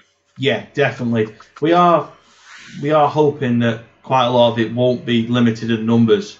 I think there will probably be a couple of aspects that are going to be limited, especially. Yeah, I can think of one definitely. Two that definitely will be. Well, the thing is, the one that you're referring to, I found out what it was before, and I've still not told you, so I'll mention that later on. So, sorry everyone, I'm just sort of talking in code there, but I don't want to sort of say something on camera and then for whatever reason it not be possible to do it after all. So, and also I'm just hoping that when we put this event on sale, that it will get the wow factor when everyone sees the lineup and goes, "Wow, this is incredible." What we've got on it, yeah. I've got to say, it looks good from what we've seen. Yeah. Just in case anyone is sending me any questions to my personal Facebook, I can't see them. Yeah. Just in case anyone is and I've not answered them, I can't see the messages. Fair enough. My phones are out of sight. And I can't change the window on this, otherwise we'll lose the video stream. Yes. So you'll just see Mark's Facebook pretty much. So OJR5, fairly new to watching PBE, but seeing me get very wet to it and free drinks. That was opening weekend last year. Yeah, that I can honestly say that is pretty much a regular occurrence. Those things happening in Pleasure Beach Experience vlogs. That I would say that our vlogs are quite unique in that. Our sort of normal banter that happens off camera happens on camera. None of it's fake. Yeah. It is just, this is us. We're daft. I know that sometimes it may come across the wrong way, but we just try and show that we're having a good time whilst we're filming. And I think that if we try to be too serious, I think it'd be rubbish. I just don't think it'd be us. Work. It just wouldn't be us. And I'll tell you for one reason it doesn't work, because we never get any content filmed. No. Because we just all end up laughing. Yeah, yes, that's Honestly, true. If we tried to be serious, we just end up all laughing, so it just doesn't work. Yeah, that is very true. For an example... Apple makes a great point here. Knowing how we love filming on Pleasure Beach Express, would we like to see a monorail come back? Yes, absolutely. Definitely. No doubt about it. We filmed enough videos on the Express now. Yeah, I think we're probably going to have to leave it 10 years before we do another Pleasure Beach Express POV. There's been quite a lot in the last couple of years. Although, saying that now, something will go and happen around that area and we'll have to do an updated version again. Yeah. So we'll see what happens there. So I think the stream's still on. There's no error message. Oh, no, the error message is back. Excellent. There we go. Yeah, so as long as it's still working, that's the main thing. As long as everyone can still see us, I appreciate there's probably a bit of lag. Hopefully not, but there probably is. Question here, would I rate the Blade if it did a 360? The Blade is about 43 years old, so I don't think it could tolerate doing a 360, unfortunately. No. Also, I have been on inverting swinging ships. It wasn't pleasant. No, they're not the nicest of things, has to be said. I'll never forget that thing we got stuck on at Lightwater Valley. Remember the one that wouldn't park? Yes. And we were sat on it going back and forth for about 15 minutes. Well, you were. I was just laughing. Filming, weren't you? I was indeed. Yeah. I was just filming. But it wouldn't park, and all the while that bar is getting tighter and tighter and tighter. That was funny. Right, I'm going to do this one last time. It's because plug. Yeah, plug in these key rings. Last chance to win them. There is only 5 available, but we'll throw in myself. But even I don't have one. No, you haven't got one, so sorry, and you can't win one. You're not allowed. We'll send you one in the post at some point. That's if I can remember your address, like I forgot the other day. But yeah, if you would like to win one of these little homemade Pleasure Beach Experience key rings, please comment your favourite Pleasure Beach Experience memories from our vlogs in the live chat section. Peppa is choosing the winners as we speak, and I believe there is 1 or 2 places, or 1 or 2 of these things left to go. And also, while I remember, I'm going to disappear for a minute, I think. These things will be available soon from the Pleasure Beach Experience shop. There's going to be hats, there's going to be t-shirts. The shop's been offline since the end of December. We're going to be bringing it back soon. And yeah, looking forward to getting some new PBE merch out there. I'm not keeping this hat on because, as someone pointed out before, it's definitely not big enough for me.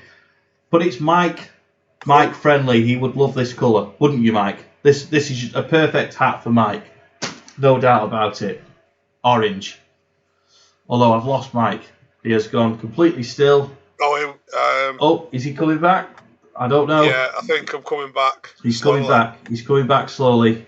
So yeah, there's a bit of Mike lag there, definitely. There we go. I think I'm back on now.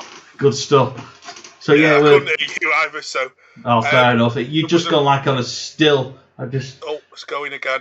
It's going again. Right, well, just keep moving and you should be all right. Just do a little dance. It's gone again. It's gone again. Well, I'll keep talking. I'm trying to keep up with these. You've got to make hats for your Club American club trip. Yeah, definitely, that's going to happen. We're going to, I think included was PBE t-shirts, I think. It keeps coming and going on me. Yeah, I've noticed. Don't worry, I'm just going to keep talking away. So happy to answer questions at this point. I think we're going to go off soon. Right. I think I'm back. Because Mike's signal is not going so well. Does Pleasure Beach ride? Yeah, I can hear you. But right, we're good. You're good. I can see you, and you're now moving as well, which is definitely a good start. I'm blaming you for the internet connection problems here because it's showing issues on this side, but there's definitely none with my connection. Here. I've got a comment here. Chris Hughes will join me on the log flume in September. Yes, that will be ace. That's not going to end. That is going to be ace. I am going to ask Pleasure Beach if we can mount a GoPro. To finish that off, is get Graham involved. Oh, if Graham's watching, Graham, are you watching? Are you up for it? Will he comment? Is he going to comment? That's the thing. Is he going to comment? Yeah. I did see a question before about what was my favourite drop tower. Go ahead. Zumanjaro. Oh, mate. Zumanjaro. That was the scariest drop tower. Absolutely insane. Scarier than Falcon's Fury at Busch Gardens. That was terrifying as well. Because it's the fact that you feel like you've been going up forever. I think literally you feel like you've been going up forever, and then you get to the twist on the side of Kingdacar and realise you're only about 2/3 of the way up. Yes, that was what got me. You can see like the car park. You can virtually see your car that's a mile away in the car park. Hey, up! You've got another taker for the boat, Sam Shepherd. Oh God! You and Graham as well. That will be interesting. Oh, I better get in filming position for this one. This will be excellent. That's not going to end well, is it? How have parks overseas treated you for cancellations amendments? To be honest, because once the situation came around with Corona, we didn't actually book tickets until we were pretty much in the airport.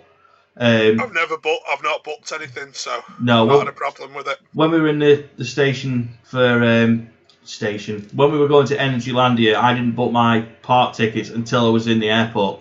I did it in the hotel the night before because I was like, I'm not doing it until we get there. I've got to be honest, for transparency, the first day we did get gifted tickets anyway, but the second day we did buy tickets, so that was something that I did in the airport because I was like, I'm not doing it until I can absolutely guarantee that I'm going to get there. Because we'd already lost money on other tickets that we bought. which was quite frustrating. Again, on the subject of Pleasure Beach Experience events and membership, at this moment in time, there is no membership in place. However, if you head to pleasurebeachexperience.com and head to the club events page, there is all the FAQs answered, and I will be notifying everyone on PBE at some point about changes to events going forward. But at this moment in time, the September event will be open to anyone, but please make sure you read the FAQs on the website before you make plans to book on. That's all I would say, and we will do our best to have it on sale by this time next week. We're just ironing out a couple of last things with Pleasure Beach. Not issues, just the last little details. That's all. But it's getting there. It's coming together. It's going to be a great weekend. And I really do hope that it is going to be the best ever event that we've had. Looking forward to getting it out there in the open. And I can already say for sure that it will be called Back to Blackpool. That was going to be the event name last year. But unfortunately, it didn't happen. So this year it will happen. And it will be Back to Blackpool. Anyway, Mike, I know you want to say something. Comment. Funny stuff was us getting stuck on the log flume in wherever it was down south. Hailing Island it was, wasn't it? It was. Fun times. Mine and Mullet's water fight at Towers. Yes. Outside the pizza place. Well, the thing is, that started in the pizza place. Yeah. And it just didn't really go to plan, did it? And then it ended up escalating to going outside and then carried on all the way through to Jewel. But then it carried on. I tried to eat me ice cream that I'd got in there, and Mullet goes and pours water over my head, filled me ice cream. So then Gemma gave me her entire water bottle. Yes. That went straight down Mullet's back. I remember that, and then you carried it on at Leesburg a couple of weeks later. Yes. By Helix. Yeah, because it was about 40 degrees, wasn't it? Yeah, that was like the warmest day ever. So, I mean, what is there to do when you're in 40-degree heat but throw water at people? Yeah, pretty much. So, question from Doug, how are things progressing with possibly interviewing Amanda Thompson? Well, I've been talking to Pleasure Beach about the event and also about the Pleasure Beach documentary that we're looking to film to celebrate the 125th year anniversary. I can say that the documentary stuff is progressing. I've agreed with Pleasure Beach PR that we will sort of revisit the whole plan for it when the park's open, because then we'll be able to get a lot more of the access that we need to film some of it. There is going to be interviews in there, not necessarily Amanda, but there is a possibility that there will be one of the Pleasure Beach family members who are able to be interviewed for us. There's going to be a couple of other interviews from different departments too. There's going to be fan interviews as well, which I'm going to start filming once the restrictions are lifted. Happy days. Members. Mike will be filming your segment on the seafront, no doubt, in front of the Pleasure Beach. You might get asked if there's any whales. If there is, just going to hope the van doesn't clonk into that sign this time. Yeah, that was funny when that happened that time. PBE Back to Blackpool t-shirts will probably be available for the event. We will do event branded t-shirts. Sorry, Becca, just creating a bit of a workload for you here. Cheers. So, have you got the list of the winners? I do. Do you want me to announce them? I'll do it if you want. Yeah, come on screen. Becca's coming on screen. Do you want the chair for a minute? I can stand up. You can stand up. If I can, I'm not even on screen. How's this happening? Just give it a second and it's about 10 minutes behind on my little window here, so eventually you'll see yourself. So Mike, probably headless at this point. Yeah. So. Oh, you're slowly appearing. Oh no, there you go. You are the headless lady. Yes. There you go. Okay, right. Shall we get on with this then? Yeah, definitely. So the first one. Oh, hold on. I'm going to do this. I'm going to be like, woo. So there we go. So the first winner is. The first winner. I'm going to give the reasons they gave first. Okay, I'm going to just dangle this. That's the whole reason they've been chosen. Okay. So, being stuck on the Flume of Doom. So that one goes to Hilsy's World. If I've said that right. If you've said that right, come on, get your words out. Do you need some iron brew? Maybe. I'll stick to the whiskey. Anyway. Aye. So I've got to go to Nando's to get the food. Oh, sorry, Mum, we're not going to Nando's. Mum, Dad, we're not going to Nando's after you got us a takeaway earlier. Absolutely not happening, honestly. Bring on the Nando's. Yeah. Anyway, guys, when we announce who's won, if you can drop a message to the PBE socials, we'll sort out actually getting these to you. Yeah, definitely. Don't put any personal information in the comments. We'll get all of that to you through proper GDPR, all that good stuff. So message us on socials and we'll sort you out. Best way is Facebook. That's the easiest way to deal with it. Definitely. Yes. Okay, so the next one, it is a longer message, but I ran out of room on my notebook. I take too many notes. I just want to say, my mum's texted me saying, oi. So the next one was about the excitement in an opening weekend vlog and just how excited everyone was. It was a really good one, and that one goes to Freddie Howson. Hey, well done, Freddie. Who will be very happy with his keyring. Excellent. The next one is probably quite predictable and is Mike falling off the conveyor into the lazy river. Yes. There's been so many people and that one's going that. to Jack Edwards. Jack Edwards, well done. And then this one I believe had 2 things in it, but the one I picked up on was mullet on drenched because he deserves everything he gets for that. Yes, absolutely. I got drenched. I got a whole lake's worth of water in my sleeves. In my coat. Oh God, I remember you flopping your sleeve around on camera on that one. In my coat as well. He deserved all that time sat in his car trying to dry off. He did, yes, definitely. And that goes to Simon Lloyd, if I've not already said. Yeah, you hadn't said, so we're up to Simon Lloyd. Well done, Simon Lloyd. Well done. Hopefully no one's hypnotised, by the way. And the last one I've chosen because I haven't seen this. Oh, God. And I'm going to be really disappointed if this doesn't actually happen. Oh, go on. The clue wasn't there. And this is something that happened in the Big One station. And Mike producing a pie out of nowhere. What? Which would not shock me. Was that in a vlog? It doesn't Apparently you're surprise me. tempted to get this. To be quite honest, if you've made that up, you deserve to win. Because, honestly, I'm just getting images of that footballer who sat on the bench eating a pot pie. The manager or the goalkeeper. The goalkeeper. Yeah, but I could just, to be honest... Did you hear about him though? He got done for match fixing. He did get done for match fixing, which you can't get done for eating a pie on the Big One. Yeah, right. We're going to say we'll go with that one, but I would like a link to it because I genuinely can't remember it. The problem is we filmed far too many Pleasure Beach vlogs. I can't remember this in half of them. It does sound like the sort of thing. That one goes to someone whose username is simply CL. CL. Well, actually, I do believe it's probably happened because I want to give a bit of a shout out to CL because CL has commented on so many of our vlogs over the years. Why don't you get a chair and join in? It's all right. it's all right. Do you want this chair? No. No. Okay then. Fair enough. But yeah. CL saw us. Oh. Actually saw us in the queue. That definitely doesn't. That's even better. You can have that one. What? No doubt about it. You can have it because I can actually imagine Mike just like whipping out his picnic in the Big One station. I mean, yeah, I have done it before. I've got a funny story actually because this has never been on camera. When we were driving to Tully's in 2019, so there was me in the front of the car. I know what's and coming. This is before coronavirus. So I'm in the front of the car. Mr. Terrified of Everything Mark is in the front of the car also, I believe. And in the back of the car was... No, we were in the front and he was in back. Were you in the front with me? Yeah. Yes, you were. Right, okay, start again. Me and Mike were in the front of the car, a bit like when we go in the front of the log flume.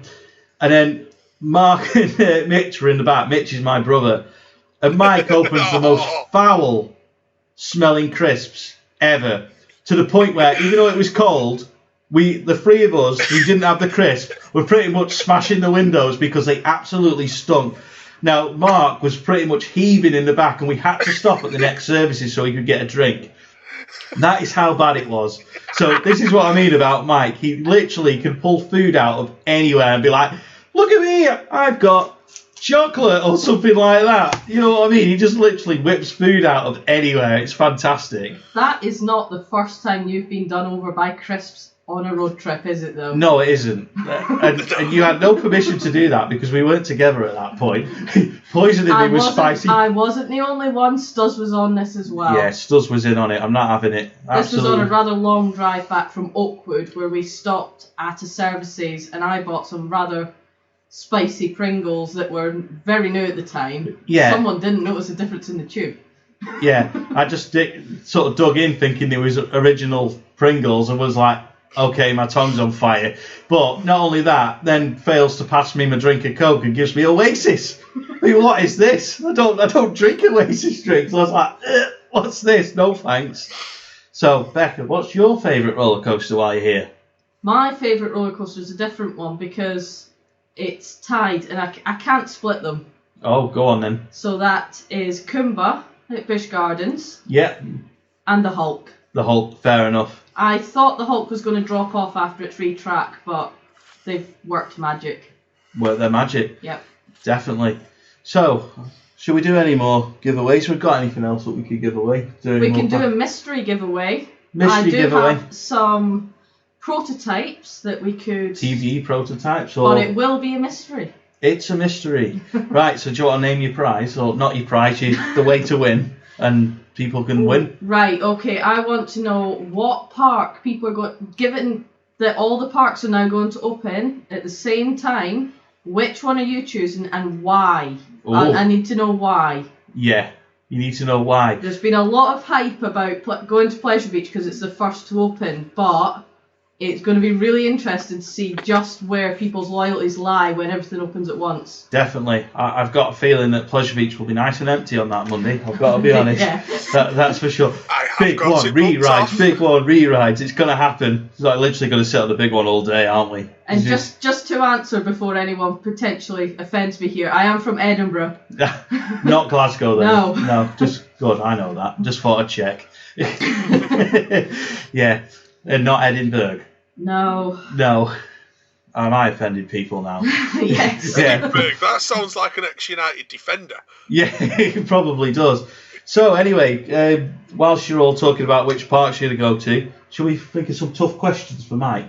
Ones that he can't answer. Oh, here we go. Come on then, I'll get the Vekoma book out again. Yeah. Oh, it's only in the drawers back there. Do you want to go get the Vekoma book? Hang on, I'm sure it's here somewhere. Right. We're getting the Vekoma book for Mike. We'll test your general knowledge on the... Oh no, that's Batman. That's not a theme park book. Oh, the PA book. Oh, well, I've got no chance on that one then. You got no chance on that one. So I'm enjoying reading the comments. So we've got Chessington because of Croc Drop. That does look decent, no doubt about it. Blackpool because that's where my heart lies. Same here. Fantasy Island. I'll be heading there in May. Looking forward to that. Pleasure Beach because I live in Blackpool. Pleasure Beach in March. Pleasure Beach. Pleasure Beach. Pleasure Beach. Pleasure Beach. Fort Park. One word, stealth. Yeah, stealth. Stealth is brilliant. It's just you and stealth. What a ride. Have you got a chair? Do you want? I have. Do you want to come and shot a bit more? Or? I'm going to look even smaller down here. Do you want me to lower my chair? No, it's all good. Cool. Right, so Mike, we've got some general knowledge questions. We have the Vekoma book. We have the Vekoma Bible with us here, so we do. We're gonna pretty pictures. Yeah, but that's not really a Vekoma Bible because it only starts about 4 years ago. Yeah, but why not? It's not such a bad thing. So, just reading through some of the comments. Pleasure Beach Grand National was closed last visit. It's been testing today. You'll be interested to hear that Grand National has been testing, but this is the interesting thing. It's been testing on one train. But don't panic, it is not going down to a one-train service. Oh, it's hilarious watching the Grand National test on one train. Yeah, it is a bit it's odd. It's even funny watching it test on two. Here's a rumour for you, 2 cars, 1 train.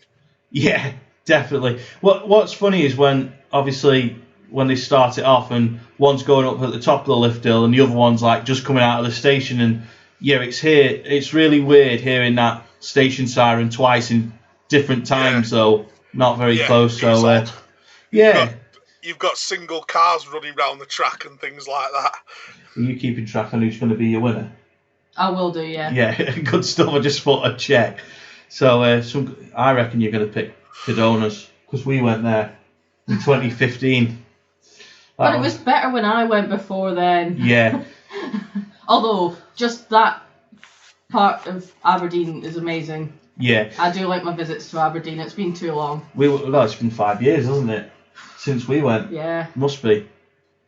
Yeah, so I just want to pick up on a comment from Daniel, who says about Fantasy Island, New Cred, support the smaller parks. Well, I'm doing my best to do that. Also, on a little bit of an announcement, I suppose you could say, but if you get a chance, check out SC Creative Media on socials. It's a page that me and Chris are running, which is a way of supporting some of the smaller parks and some of the bigger parks too. It's a new thing. If you do get a chance, please check it out on socials. It is very much a new thing on social media.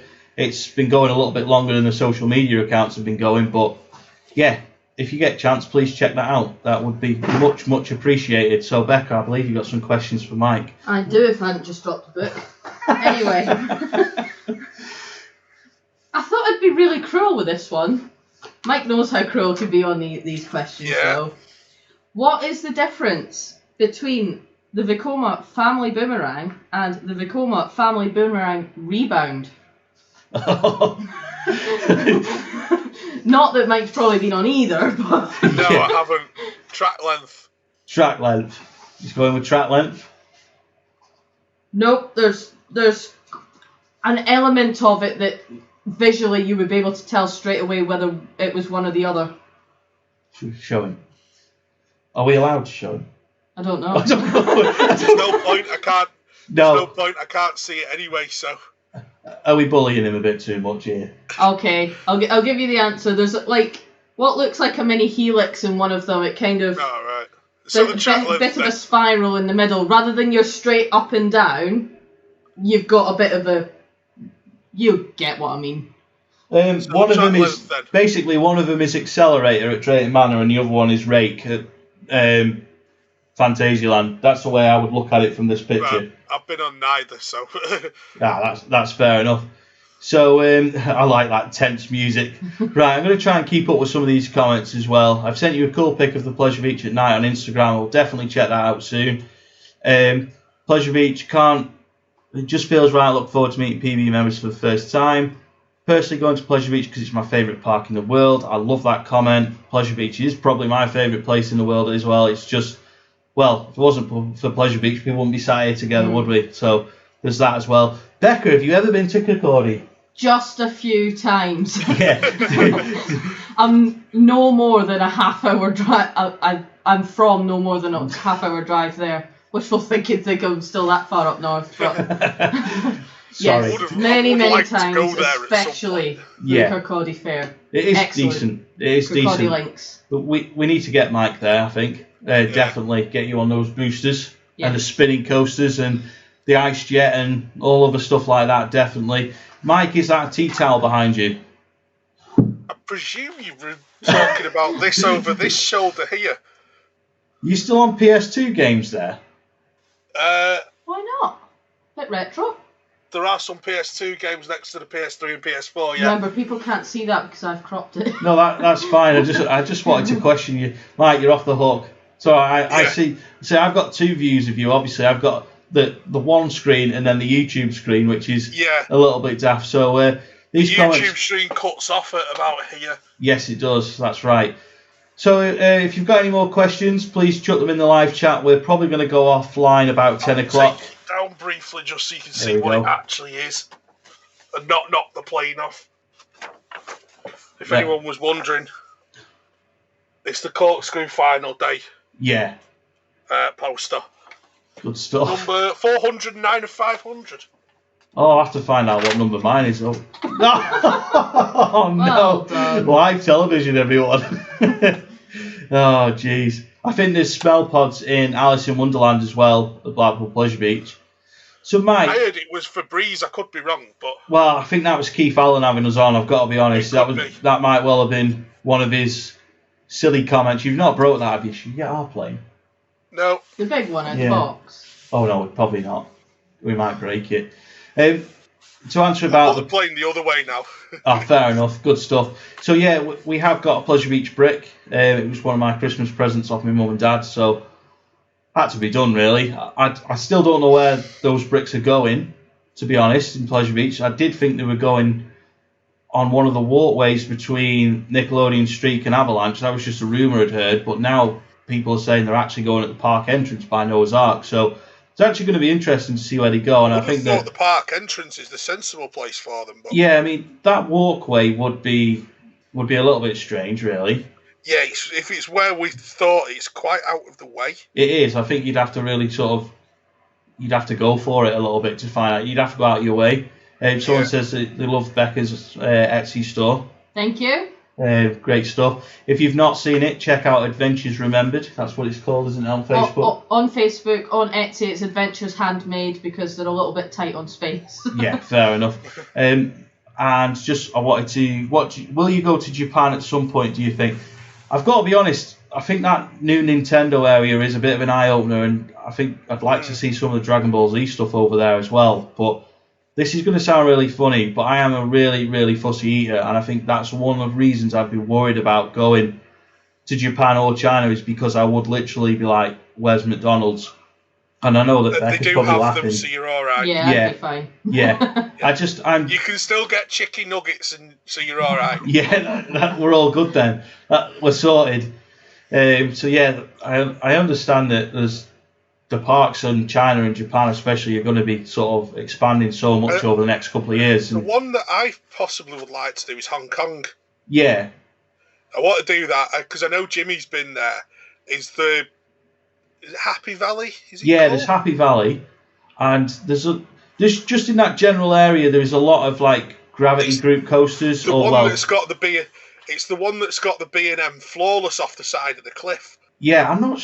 Is that Hong Kong? I'm not sure. Now.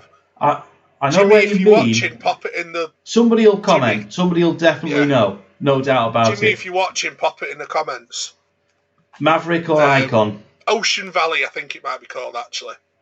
Oh, I've no idea. Honestly. Mike, Maverick or Icon? Oh, Maverick. Yeah, come on. That's not even a question. I've not been on Maverick and I'd choose it. you don't even want to go to see the play. There you go, Mike. The way to really annoy people is Maverick or Taron. Yeah, I suppose. Maverick anytime. I think it's Ocean Park, Mike. We call it. Ocean Park, yeah, Dave's put it in. But yeah, the Super Nintendo world, I totally agree with Jonathan. It looks incredible. The attention to detail is incredible, and I think that it's one of those where you go, well, actually, maybe we do have to go out there and do that at some point. I just think the thing with these long distance trips at the minute is like Becca wants to go to Cali, and you should have been going to Cali in literally 2 months from now, and I'm absolutely gutted about that, really, because obviously we did that at the start of the pandemic and we were like, yeah, that trip will happen. We were pretty confident that would happen, and now we're not sure when it's going to happen now, but you are going to go. That's the main thing, isn't it? And not only that, there's like you've got a lot of coasters there that you want to do, but there's so many arrows as well that we all collectively want to do, isn't there? It's like Becca's got a map of arrow coasters, like all over America, and it's like all these little trips are planned out, and these little trips suddenly become 15 park trip. Okay, that's not going to happen. I was looking at that New York one the other day, and a couple of parks in the New York area turned into 2 weeks. Yeah. Quite easily, so. Yeah. Do you think there'll be any new scenes in the Ghost Train this year? Potentially. They usually like to tweak a couple of things. You never know, do you? There's somebody will have got bored and done something somewhere. I just think that Pleasure Beach are always really good at just tweaking the Ghost Train here and there without really telling anyone they've done it, and you'll just go on it for the first time and go, oh, that's changed. That's different. They did a lot last year. Yeah, and I think the first bit of it completely changed last year, didn't it? I think they've subtly changed some of the lighting in there as well, which I think is really good. Probably have. And there's just little tweaks that you notice and go, oh, that's different. And then you can't pinpoint where it is in the ride until you do it again and go, oh, yeah, there's that thing that I forgot about. And then you forget about it again, and it's just a little bit daft. And so I'm going to pick one out here, what's around New York. Oh, you beat me to it, you bugger. Go on. Well, the obvious one is Coney Island. Yeah. There's also that Nickelodeon land. Yeah. Just the other side of New York. There is Six Flags Great Adventure. Is an hour and a half south, roughly? Yeah. Then you've got Six Flags New England, which is not that far away. There's about 2 hours away. Hershey. But actually in New York as well, you've got Morris Piers, which is very, very, very south. But they've actually got a wooden roller coaster on the beach. Yeah. And that just looks like it needs done. And then they've got an SLC, which you'll want to do. You've got a Vekoma Boomerang that you'll want to do.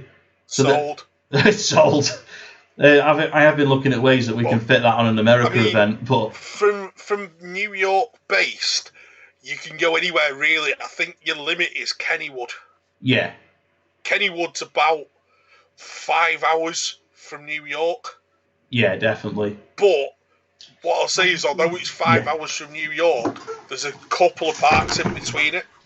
Yeah, I'm just trying to readjust my seat without looking like I'm going backwards. Yeah, there's a couple of parks in between, like Hershey Park's on the way, isn't it? Yeah. Becca's going to answer some of these questions as well in a minute, because obviously now Becca's on screen. Becca's getting some questions, which is good. Well, so. If you can read them out, because I'm looking for something different. Yeah, okay, so I'm going to put some of the questions to Becca. So, Becca, what was your first roller coaster? I believe, it might not be right, because I have heard two different things. I believe it was one in Portobello, just off of Edinburgh. That was a little figure eight thing on the roof of the old arcades, if anyone remembers it. They were excellent. And Kevin, who's asked Becca what is the best thing about Edinburgh, Kevin is actually from California. And he's been our contact letting me know about COVID for your trip. Yes. So thank you for that, Kevin. Yeah. Best thing about Edinburgh, if you like walking, particularly if you like walking uphill, it's an amazing place. There's so many good views to go walking and just have a bit more of a calm... You know, it's more of a going and seeing things, and there's so much history, but also a lot of attractions, like Mary King's Close. You could go and find out the history through, you know, gentler attractions than most of us probably used to. Yeah. But, yeah, lots to see, lots to do, lots to eat, and a hell of a lot to drink. Absolutely. We're good at that. Now, I just want to draw everyone's attention City restaurant. Yes, City Restaurant. If you go to Edinburgh, do not leave until you've been to City Restaurant. Yes. Not only because it's the place that we got engaged, but also because it's the first restaurant I went to in Edinburgh a couple of years before it. And, well, yeah, good. It's amazing. You leave there with your hands on your stomach going, I am stuffed, I don't need to eat for a week. And I've been going since it opened pretty much since my grandma used to take me for chips and juice, because it's all I could say at the time. That's fair enough. And as you get the menu out and you're like, I could have 5 different meals here. Yeah, well, I normally do. That's the problem. Yeah, that's true.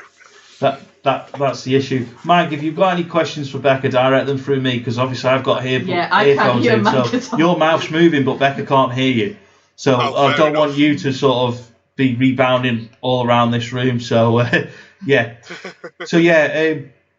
Kevin, let us know if you're going to Edinburgh or if you come over to the UK at any point. Again, if anyone does come over to do the UK parks or the UK in general from America, please give us a shout, because we'd love to walk around Pleasure Beach with you and show you why we love that place so much. A lot of people, and I saw this on social media the other day, I have seen Pleasure Beach sort of compared to Cedar Point, and I really don't think there's much to compare between them other than that they've got arrow coasters.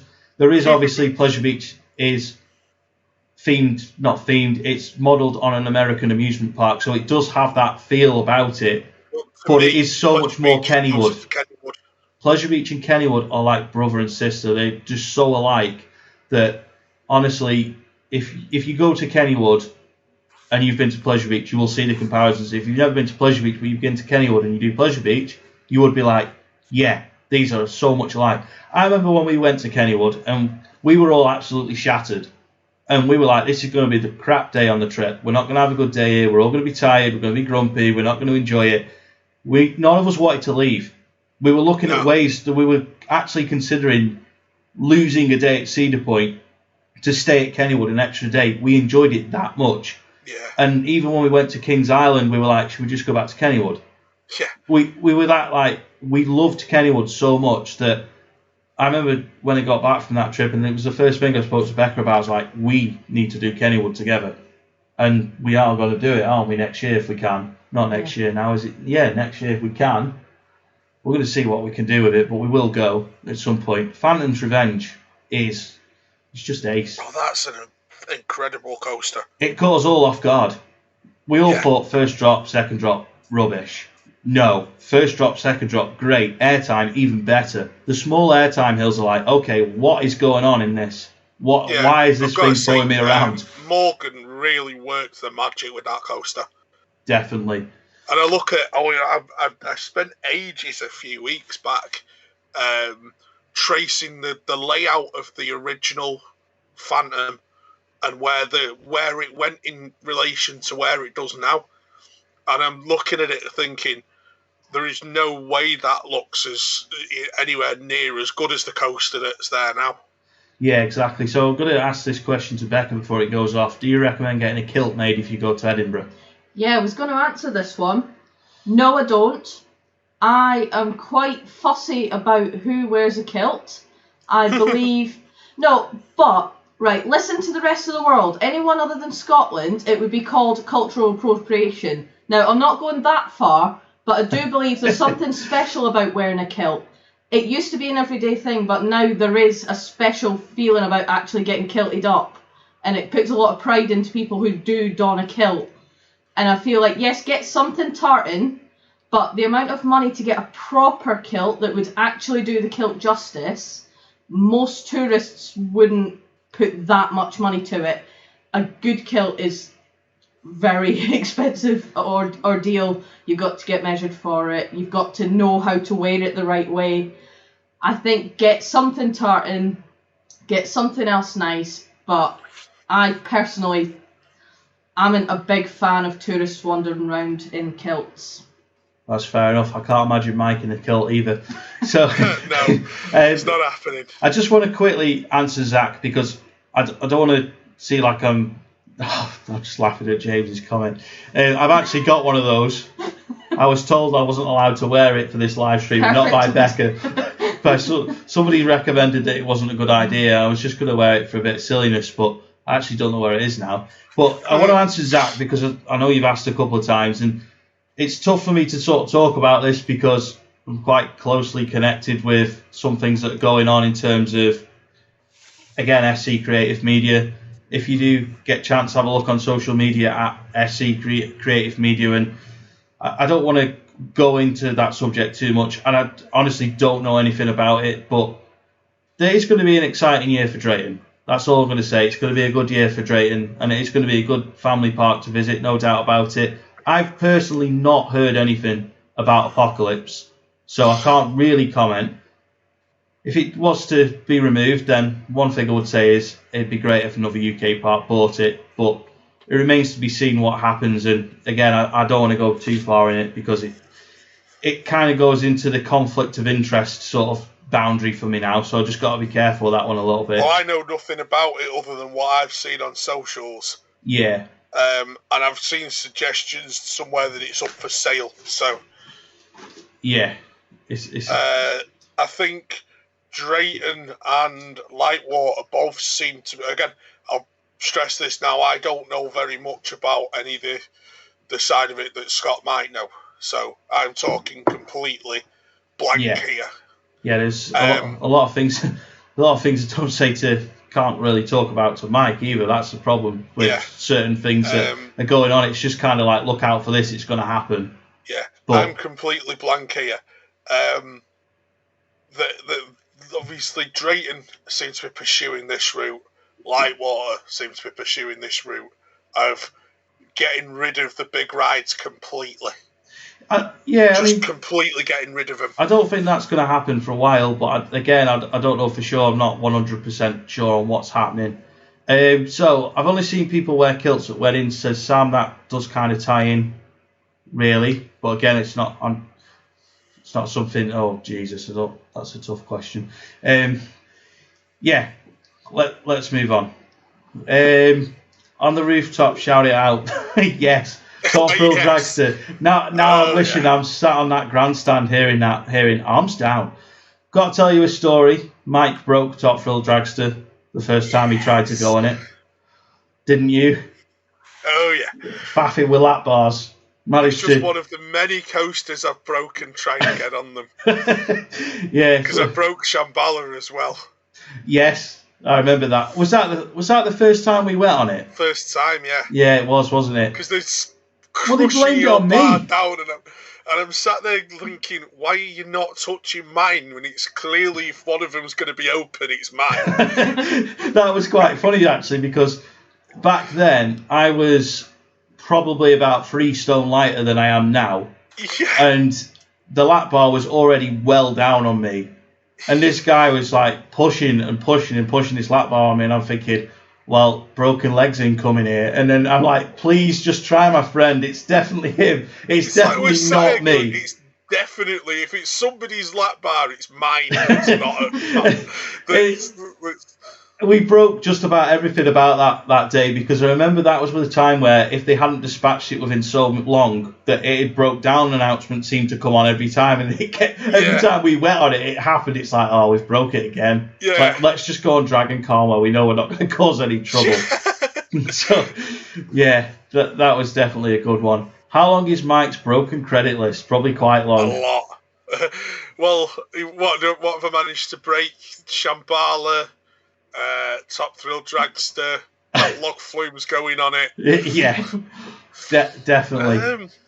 Is there anything else I've managed to break? Probably. What's your favourite UK soundtrack, Mike? Roller coaster soundtrack. Soundtrack? Oh, big one. Big one, of course. Big one followed by Oblivion. Big one followed by Oblivion. Nemesis Inferno. Nemesis Inferno is a good one. It's got to be Inferno. That's a good driving tune. Never mind for the ride. That's decent to have on the motorway. Oh wow! How many times you rode the big one? Well, I can tell you for certain that in May 2009, I clocked up my 1000th go. Since then, there's probably been about 10 ERTs we've had on it, which has been an hour solid of re-riding it. There was also the day where Pleasure Beach needed filming extras for Blue Peter. Yeah, and we did it about 20, 30 rides that day. Yeah, because we had to stay in the same seat for 6 hours. Because it was a while, wasn't it? I remember finishing work at 12 o'clock on a half day because I'd managed to leave work early.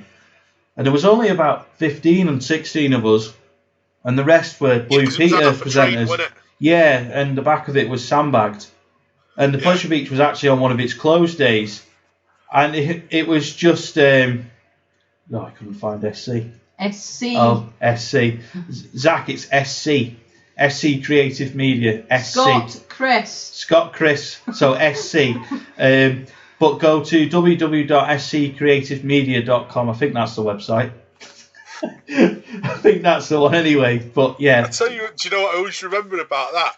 Do you remember there was one of them they had to virtually coax them onto it? And then they did it and the camera didn't work. Yes. Pretty much. Where have we heard that one before on the big one? Yeah. So what that was taking place in the summer of 2013, and I can't remember if it was actually after the park had closed. It closed because it was in the evening. Yeah, and we got to Pleasure Beach like early evening, and I think that we were on the big one for around 5 hours. We weren't allowed. About 3 o'clock we might have got there. Yeah, we weren't allowed to go to the toilet. We weren't even allowed to go to the toilet. No. It was no, it wasn't the one off the Pleasure Beach series, Icon Dan. It definitely wasn't. But no, it was basically the BBC were training 4 new presenters. Well, they were looking for a new presenter for Blue Peter. Yeah, exactly. They were looking for one new presenter from the Blue Peter, and they did like a sort of a reality programme. Yeah. For it over a series of weeks. Now, because Blue Peter always cover, and traditionally have done, cover roller coaster launches. I mean, I can remember like Katie Hill on Oblivion back in like 1998 sort of thing, and them all doing air and stuff like that. Yeah. But because they traditionally do it, one of the challenges was that they had to present on the roller coaster, and they had to do a lap of the big one on a GoPro, wrist mounted, and talk through the whole 2.5 minute ride, all the way up the lift hill, all the way round, and sat in the brakes until we got back in. And of course, some of them jump in it, and that was them. They were gaffer taping GoPros to wrists and all sorts. Yeah, they were. It's like no thanks on my hairy wrists. Not a chance. That would have been horrendous. But yeah, I think for now we're just going to stay online. Use is bad.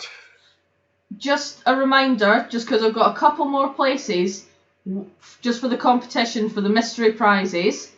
Let me know what park you're going to go to first and why, and you need to put the reason why. Yeah, give us the reason why. Let's see, and then Becca will get you a mystery prize, and I promise it'll be better than a can of Iron Brew. Yeah, we're going to stay online for a bit, unless Mike wants to go. No, I'm alright. Becca, are you happy to keep going? I'm good. I'm just going to have to go and get a drink in a minute. Yeah, if you go and get a drink, you can be welcome back to the party soon. And your excuse, just don't take the headphones. I want my ear. What's with the siren in the Grand National Station before the trains come back in? That's old the siren school. to let them know that the operators know that the train's reached a certain point. Yes, please. That is basically from the old days of when it was manually operated. Basically saying the trains are coming back. If you haven't dispatched the current trains, get them gone. They need to go. Now I've seen, going back to probably 2005 kind of time here, the Big Dipper had some sort of issue with people refusing to get out because they wanted to re-ride, and it got to the point where they basically had to throw everybody out of the train that was not moving, and the siren went and they sent the train again. Now, it is safe for manually operated rides to stack, but it's a bit of a pain in the backside. Now, you may be interested to know that if I can actually manage to get the upload done in time, on Sunday I'm doing a video about the big one, which is not only going to be why I like it, but also it's going to cover wind speeds, the directions, so it's going to cover why I personally think it doesn't run on free trains anymore, and it's going to cover block breaks and stuff like stacking and stuff. So hopefully people will find it interesting. It's something I actually really, really enjoyed writing up and recording, and I hope I was just thinking there. Oh yeah. A gale force wind is coming. A force 10 gale is coming off the Irish Sea, and Blackpool Pleasure Beach is taking the brunt of it. Yeah, I can't remember where I had my arms. There we go. Right, Becca's reading through all these comments again for these mystery prizes. I'd just like to point out, I do not have Iron Brew coming out the taps. No, unfortunately not. We do have cans of Coke. They don't sponsor us either. Maybe one day. That'd be nice. Sorry, I needed that. El Toro Scott, yes, it is like an El Toro Ryan video. And El Toro Ryan actually gets a shout out in the video. It's not quite as in-depth as one of Ryan's videos, however, it does cover some interesting points and theories and general stuff about the big one. But that video is due to go on at 6:30 on Sunday, and I've got about 5% of the way through it. So, yeah, it might be a POV on Sunday. I'm not making any promises at this point. But late night editing for videos, it's what I do. It's what I love doing. It's pretty much par for the course, isn't it? Yeah, exactly. It's all part of the fun. I still remember sat in McDonald's uploading Skyforce construction updates. Yeah, that was ridiculous. It was, but we got lots of coffee out of it because we ended up with all those cards for free coffees. Yeah. To give you a bit of give everyone a bit of a background on this, this is when Skyforce was being built. So this was when PBE YouTube was really new, and I was trying to present updates and cocking them up horrendously. Yes. Like, it was about 15 takes that video took, wasn't it? Yeah, it was. About a 2-minute clip. Yeah, it was. Ridiculous, because I just kept forgetting what I was going to say. I didn't do it much at the time, so I just kept forgetting what I was going to say. The hotel we were in, the Wi-Fi was appalling. It was. That was when we stayed in... I won't name them because it's unfair. It's the place with the parrot. It had a parrot, and it was annoying. If you've ever stayed there, you'll know where we've been. Yeah. It's near the Travel Lodge, that's all I'll say. Yeah. But it was... The Wi-Fi was shocking. And the beds were worse. I went and slept in my Saxo. That's how bad it was. This is, 5 or 6 years ago, wasn't it now? Yeah, it was 2015. Probably more. Yeah. It was 2015. Yeah. But we ended up going up to the McDonald's near the airport to use the Wi-Fi on my laptop to upload the video once it had been edited. And we were sat in McDonald's for about 2 hours, weren't we? Just buying cups of tea and coffee. So, of course, you get your cup of tea and coffee, you get your your tokens with it, and by the end of it, we just kept getting free coffees because we bought that many coffees. We turned up to that event the next day, both fresh-faced and everyone who'd had more sleep than us, but we'd got that much coffee in our system that we probably could have run to Blackpool Tower and back 4 times and still been like, right, bring on the day. So it was, that was one. That was a good opening weekend, actually, if I remember rightly. It was a fairly low-key event. I don't really remember much about it, to be honest. We can't have done that much. Well, the thing is, some of the events after a while start to roll into one, don't they, as well? Definitely. What theme park have you not been to yet, but you really want to go to? Well, how long have you got? Definitely the ones that are on the America event, no doubt about it. They're all very high up on the bucket list, largely because of how much I was looking forward to that trip and just how nice every park has been to work with to make that event possible. Also, the California parks where they've got the arrows. Yeah, there's the America trip. There's what we started looking at as the backup for the America trip, which was California. Yes. That might still at some point end up being a trip. Yeah, well, it's going to happen. Then there's the potential 2024 trip. What do you mean potential? You know that's going to happen. You know it. That's the thing. By potential, I mean where we end up going. You mean potential by how many coaches we need to hire? Yeah.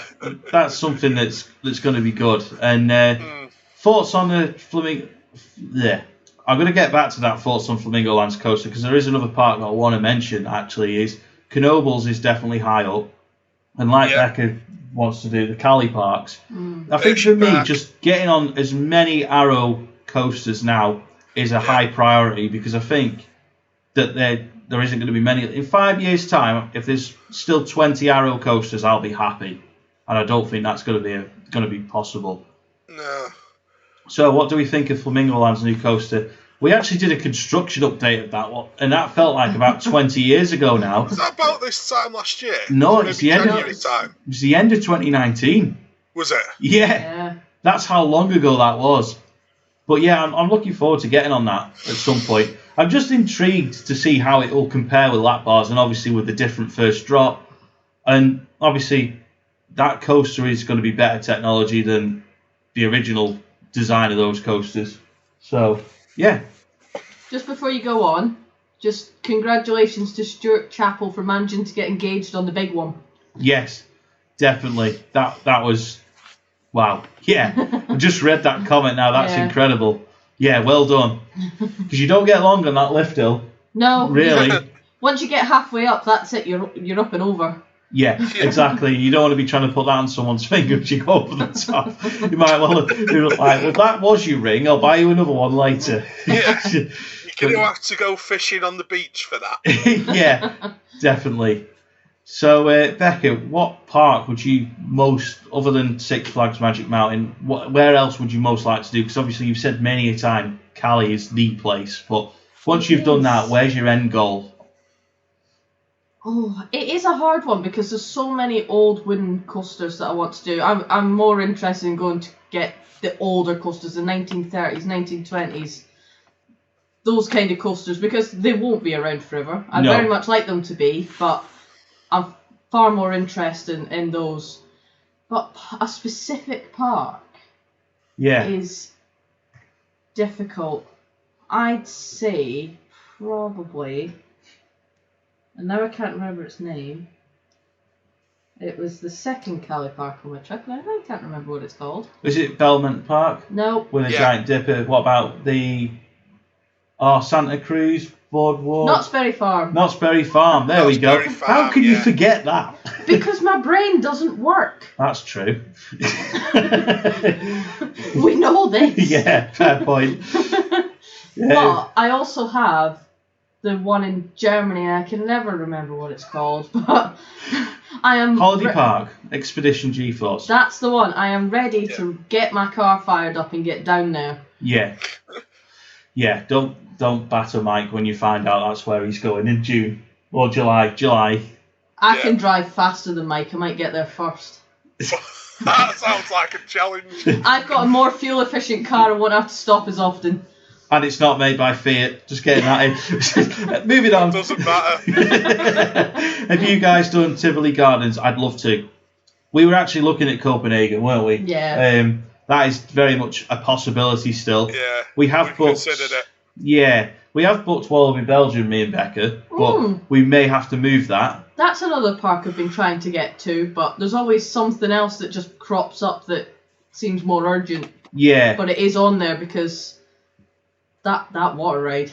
Pulsar. Yeah. I think, for me, that park now has become a priority because of the hypercoaster that's opening. I think, having been on Hyperion not so long ago, and knowing what Intamin are capable of with their new gen of hypercoaster, it's like, when do you want to go in it? Yes. It's not a case of do you want to, it's just, I'm going, get me there. And then I'm looking at it going, this park is somewhere Becca's wanted to go for years, why don't we both go? Let's do it. And we went on Ryanair, didn't we? We just had a quick look. Okay, 30 quid each return, we're going. Yeah. So, we might have to move it, because depends if we're both vaccinated by the time our trip comes around, and it also depends on not only that, but also, are we going to be allowed to travel anyway? That was booked for June. Might well have to get moved to, I don't know, July, August, but we will go. That's the thing. Well, I'll be vaccinated by then, so you just need to catch up. I mean, Scott here, who had cancer and has had lung surgery, still waiting on the vaccine, by the way. Yeah, so... But Becca, I've got a new job. Always a vaccine. I do work with very, very vulnerable people. I get regularly tested, so getting a vaccine makes a lot of sense for where I work. All right, we're not jumping the queue. We're literally just being kind to the people that we work with. Show off. As long as we get to go Wallaby Belgium at some point, I'll be happy. I mean, let's face it, the way it's going, after the 21st of June, we'll be able to go anyway. So that's the thing. And like Ricky says, the UK are smashing out the vaccinations. Let's get it right. They've done it well. They've done it very well. Compared to... Have you seen there's actually a headline on basically the German equivalent of The Sun that said, "We wish we were British." Oh, I'd not seen That's that. That's a first. The paper in Germany called Das Bild is the German equivalent of The Sun. Yeah. Basically. And it says that the headline in German today was, "We wish we were British." Yeah. Because we're the only ones in Europe that have managed to sort this vaccine out. It's the first time in a very long time that this country's got anything right, but we've managed it. Absolutely. So, just want to say, D Stone, congratulations to your wife, Amanda, who's had the vaccine and is now a ward sister. Well done. Well done. Congratulations. Hope Dave and Amanda and Amelia are all well. Yeah. So, Mike, I was going to ask you something, but I don't know what. Becca, have you got any questions for Mike? What is the furthest that you would drive in your current car to do a coaster? Oof. What's the limit? Well, I think your limit, not the car's limit. Having Europa Park planned as a driving trip is really about the limit. Yeah. I think, because it's a good, and even then I'm driving from I'll be setting off from like half an hour from the Eurotunnel, and I've got to stop both ways because of how far it is. Yeah. I could do it in a day, but I don't want to put that much pressure on myself driving. No, because we know that you like to fall asleep, and you're doing well actually. 2 hours and 12 minutes. Yeah, it's possible to do it in a day, but I wouldn't want to push it that far. Just in case you did get really... Do you know you got like 3/4 of the way and you start feeling really tired? Yeah. So it's a fair run. And like I say, when I looked at it and I thought... Because originally I was going to do the run back in Awana from Europa Park back to England. And then I've reevaluated how long it would be. Oh, Chris, I was waiting for you to read that comment. Nothing wrong with the car. I was actually waiting for you to see that comment. That car has a clean bill of health. Unlike the rest of us. That car passed its MOT without a... Oh, sorry, what did it fail on a fog light? Oh, well, mine did better than yours. Is that because you went to a dodgy garage round the corner and slipped him a fiver and a cup of tea? But no, that car passed its MOT fine, so it's all right. No, regarding... Just check the wipers before you set off. Get a squeegee. Regarding the driving, I looked at it and then I re-evaluated and thought, no, that's... So you're looking at 9... Because when I worked the trip out, I'd worked it out from the airport at Karlsruhe back to Calais. I'd not accounted for the hour drive to the airport first. So I looked at it and thought, hang on, I could actually instead go to Holiday World, do Holiday Park, and that'd be a hell of a drive, wouldn't it? Oh, Ricky's comments, Ace. Seen it so many times, but it's so true. Not that one again. I just want to pick up on something someone said. I know this was aimed at Mike and Scott, but Wallaby Holland competes with a hell of a lot of other parks. It is up there. It is an amazing park, especially on their events. Park. Yeah, I was actually going to say that, Mike, you should not have got on the subject of cars. We have stitched you up here, haven't we? You're good and proper. I'd have to agree with Becca there, though, that I already think that Wallaby Holland is top tier. And I think that I thought that before Untamed was there, because we went kind of accidentally in 2016. We were eventually went there. Originally, we were just going to Efteling, but EasyJet messed up with the car hire, so we decided, well, we'll just drive then. So we went to Toverland, which was a great decision, even though I was falling asleep in traffic. We got stuck in an hour's worth of traffic 5 minutes away from the motorway junction. And I'd been on nights, and then we drove straight there. And I'd had a really good sleep when Becca drove most of the way. But that last leg of being sat in that traffic for ages, I was just like, ugh, we just need to get to Mackey's. Yeah. I think I had the biggest Mackey's breakfast since the one before it, and then the one after it. So it was a good breakfast, though. It was a damn good breakfast. But seriously, Wallaby Holland, even when we went there, we went for Halloween. Now, Becca's not a big fan of Halloween stuff, and you really enjoyed that. No, but I'd do that again. There is no other Halloween event I'd do, but that I would absolutely do. Yeah. Just to see Batman in that game over section. Yeah, I don't know if they still do that, but that was so I good. Hope so. But then, Slipknot Alley, that was good. We should go there. It's not called that, by the way. No, but it might as well be. But it might as well be. We should definitely go there for Halloween again, and it's something that I'm actually looking at for the end of October. And the Pirates. The Pirates. There was a pirate scare zone. I think there's like 4 or 5 mazes, maybe more as well, and we didn't even get to those. That's the thing, we didn't do the mazes, but it was such a good Halloween event. It was... I mean, I've done ones in this country, and none of them should bother if they're not going to get to Wallaby's level for me. I just won't do them. Yeah. So yeah. My advice for Mike, who's not been to the Wallaby Park, just reading that comment, is Wallaby Belgium is a tough one because we've not been yet, but we will. I'd still recommend it based on what I've seen. But Wallaby Holland, if you want it to be quiet, potentially go in September just before their Halloween event starts. We did that in 2017, and the park was like a ghost town. Until the point where the show started.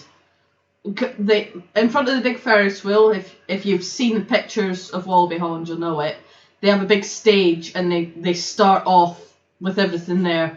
I don't want to ruin what happens within that. Yeah, but I was thinking as well, if you actually go in September before Halloween starts...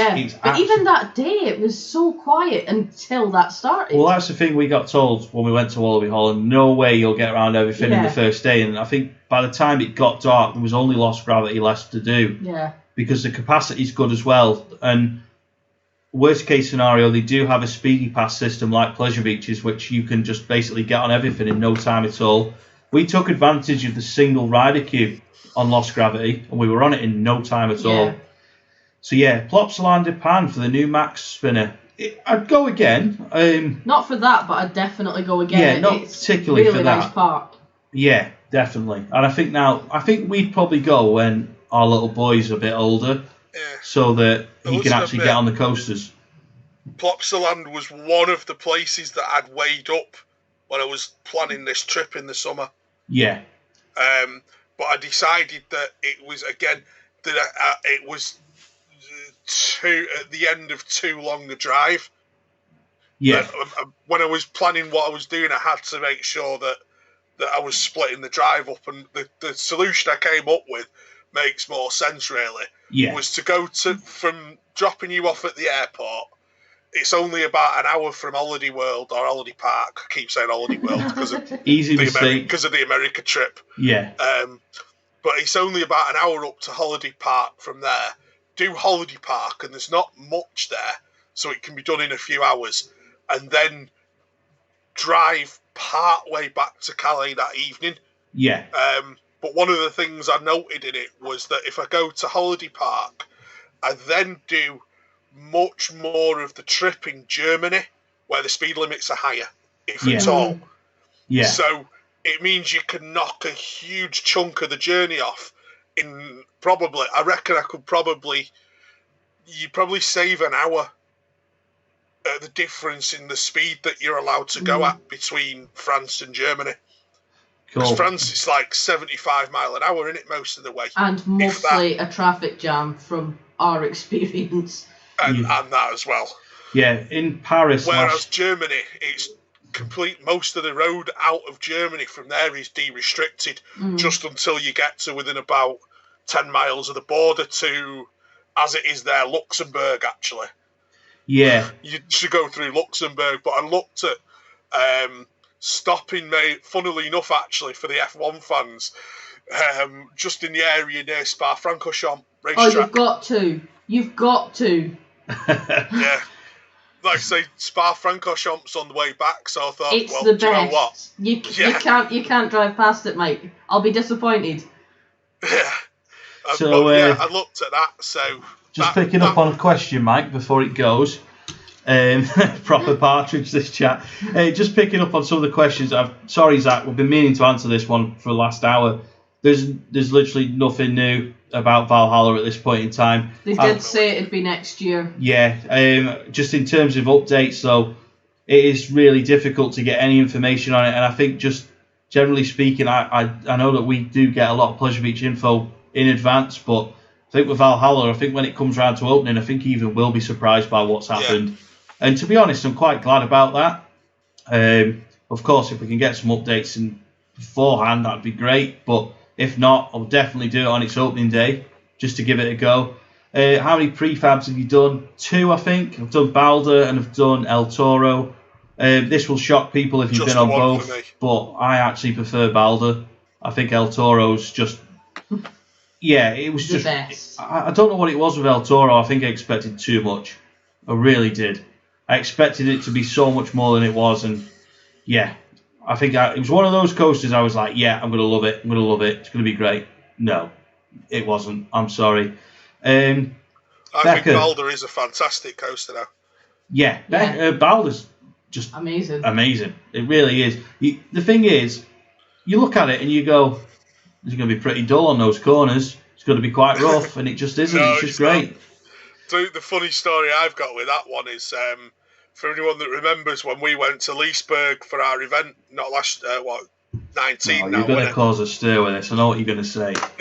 But oh no. We were there with Theme Park Review, and I ended up sat lapping Balder chatting to Rob Alvey, which was hilarious because you've just gone on the blacklist for everyone. People need to be more open-minded then. Simple as that. No, it's. I'm just going to. Let's move on to the next question. Thank you. It was quite funny though because they'd strapped us both in. Which, if anyone knows what Intamin seatbelts are like, it was fun, and we just ended up staying put. Right, I'm going to answer something I've seen. What's your ideal coaster to come to Phillip Park next? It wouldn't be a Vekoma, son. Absolutely would not be a Vekoma. This one might be a bit controversial, but I've been thinking about this. I'd love to see them do a proper, not Oblivion, a proper dive machine that's actually got a bit of life to it. That's... What's wrong with Oblivion? Where's the rest of it? Is my... Yeah, but do you know what? That's the thing, though. Yeah, but once you've been on Shikra, I want... Well, not all of us are that lucky because they decided to close it in June. Right, and I've lapped it, so I'm quite aware of how good it is. But I think if Thorpe was the one that went and actually made it a proper lengthy coaster, because all dive machines are short. Yes, they get taller, but they never seem to add much actual, substance into the rest of the ride. I'd like them to focus more on the rest of the ride than just the drops. I think Thorpe could be the place that kind of thing would fit in. I'd love a dive machine at Pleasure Beach.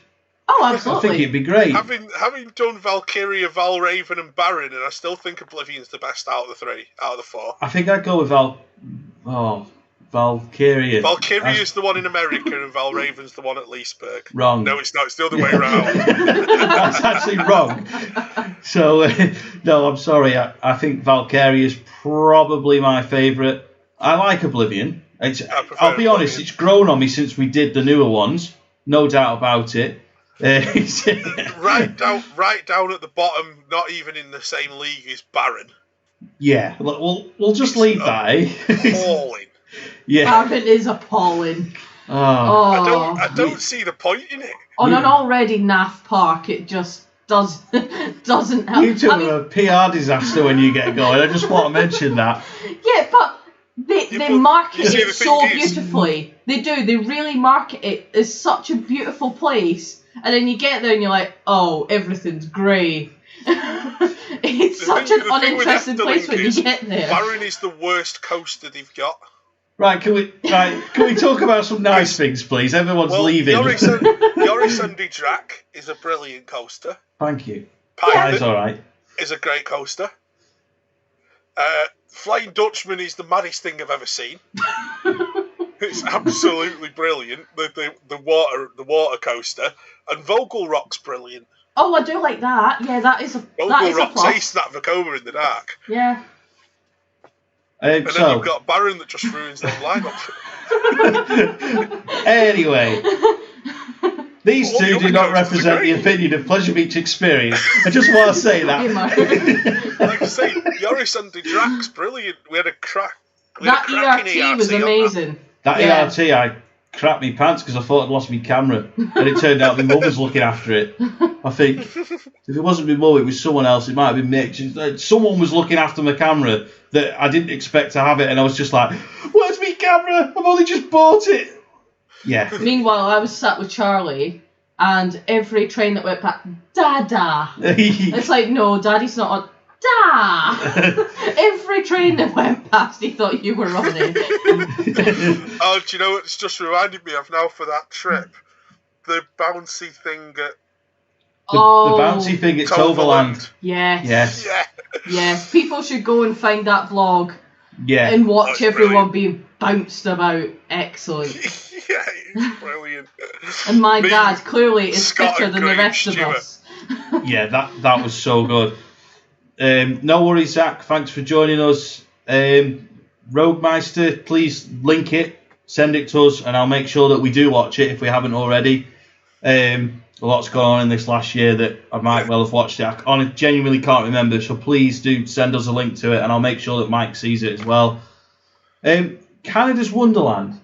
I'd love to do it. I've been so close. I looked at that last year. Yeah. Go on, one of you. Well, I went on a school trip to Niagara Falls and a couple of different places in Canada.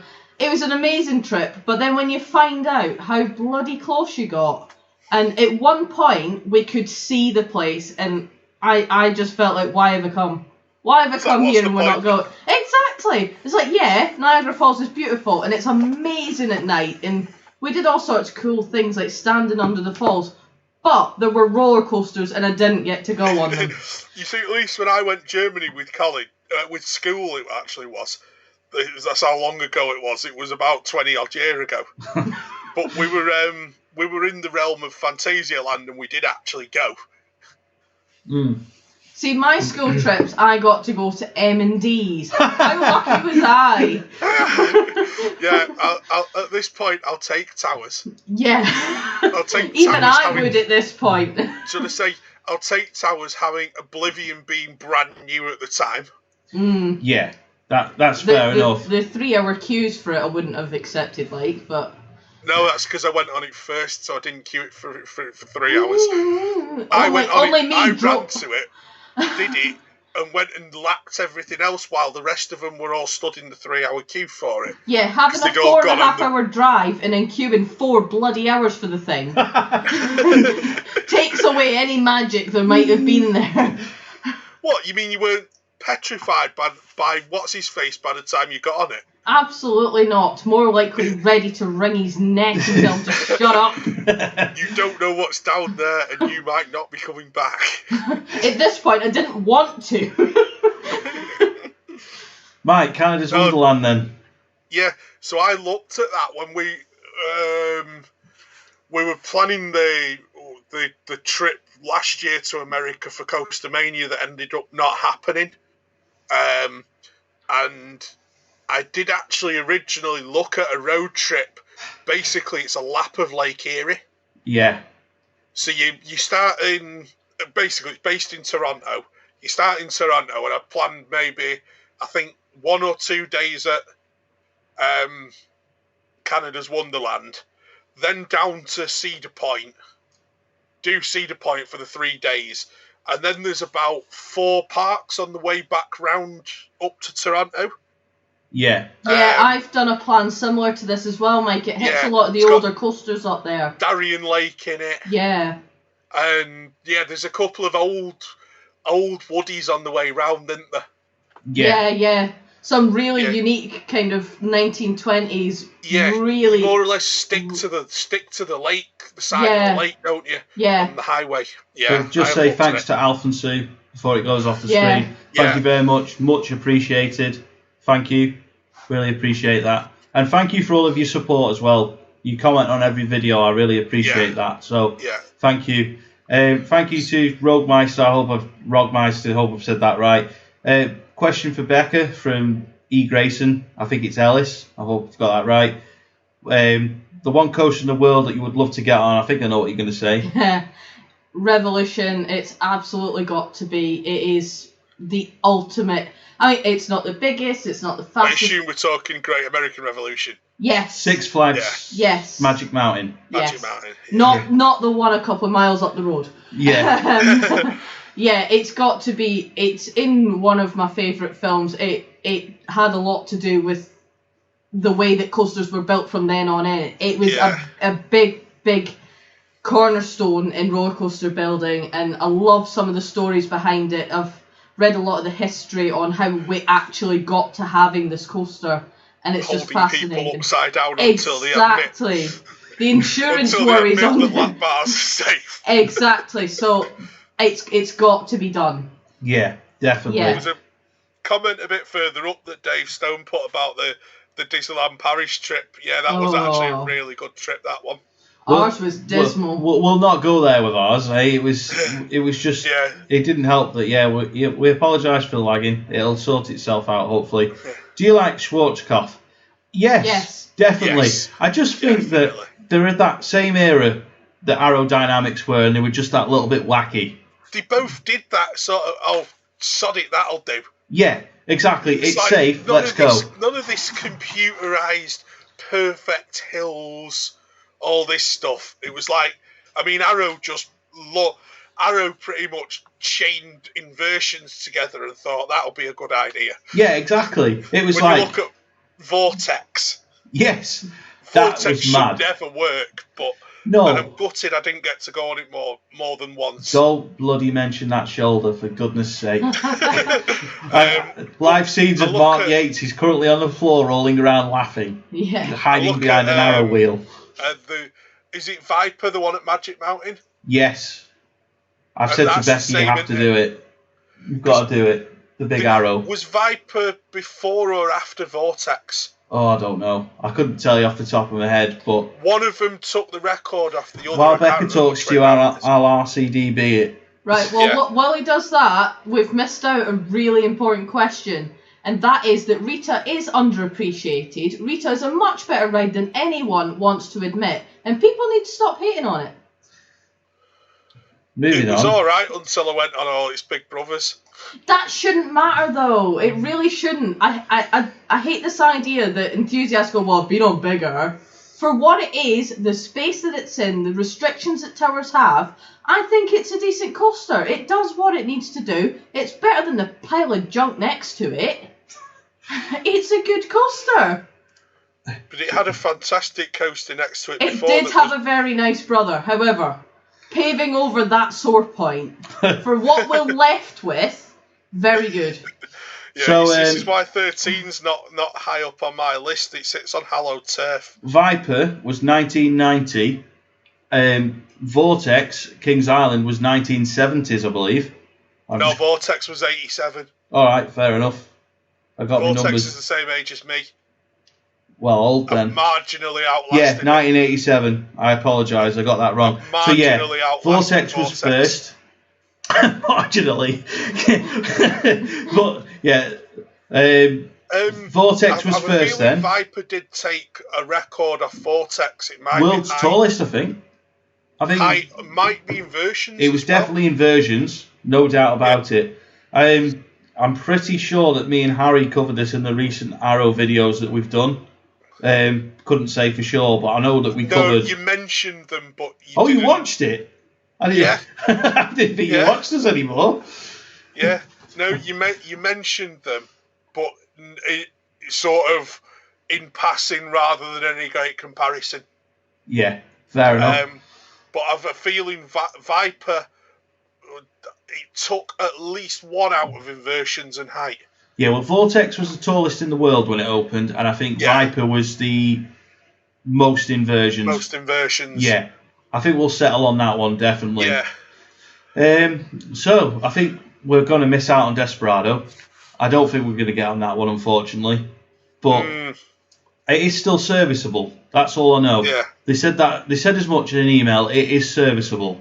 So, it's just a case of, is it going to be serviceable enough that they will say, right, we are doing a last day for it, or is it just going to fall to the wayside? I was watching something the other day about that. Do you know the speed coaster that used to be in Las Vegas? I think so. Yeah. Yeah. The NASCAR one. Yeah. Yeah. And I was watching because it was Expedition Theme Park did their Abandoned series. Yeah. Yeah. And it was about Speed the ride. Or I think it was called Speed the Ride. It was a premier limb coaster. It was one of the early. It's along the lines of Mr. Freeze Reverse Blast. Yeah. About the same era as Mr. Freeze Reverse Blast, or the Chiller or whatever it's called. It's I know which one you mean. Different names on it. The one at Six Flags. Similar to Batman and Robin, wasn't it? So there was the Batman and Robin version, but there's also the Chiller one, like you say. Yeah. I remember that one. Yeah, they've all had various different Batman themed names, haven't they? Those coasters. I just want to say thanks, Dave. Thanks for joining us. So Desperado was a good coaster, and the log flume we used to have was also good. And Buffalo Bills is currently closed. It certainly is. I did reach out to them recently though, because we were toying with the idea of doing a mini California event at some point. Well, we had almost looked at it as a potential backup for the actual America event. But that's not to say that we couldn't do it. No. The thing is, that what they said is that they are due to make a decision on it in the summer. I don't think it'll ever open again, but I do think there's a little chance that they'll open it for, say, 2 or 3 days and say, this is your lot. If you want to do it, this is your chance. And I think it'd be... Point? Yes, we'd be on the plane. Yeah. There's no doubt about it. I want to answer the DC question. I am proper buzzing for the Snyder Cut. I like the other version. Absolutely. I like the other version as well, don't get me wrong. But Zack Snyder, he gave us Henry Cavill as Superman. He gave us Ben Affleck as Batman. He gave us Gal Gadot as Wonder Woman. And we just need to stop there. Yeah. We can't have any more because it's not going to be topped. Yeah, exactly. Them three are the perfect people for those roles. And it's absolutely criminal that they've not had another film together since. Yeah. They definitely need more films together. They should throw every bit of money they've got at those three to just keep them contracted for more films, because they are the right people for the right roles. We watched the new Wonder Woman film, and whilst we said it wasn't the best film, we still thought the acting was brilliant. Yeah. So it's just one of those where they just seem, whenever Zack Snyder's involved, they just seem to get it right. And I remember when he first got the job for doing Superman, I was like, I don't like this guy, but it was on reputation. And I think Man of Steel, probably with Batman Begins, are probably my two favourite ever films, no doubt about it. And just a bit of a controversial point as far as Superman goes, I think Henry Cavill is the best Superman, even if Christopher Reeve is absolutely legendary.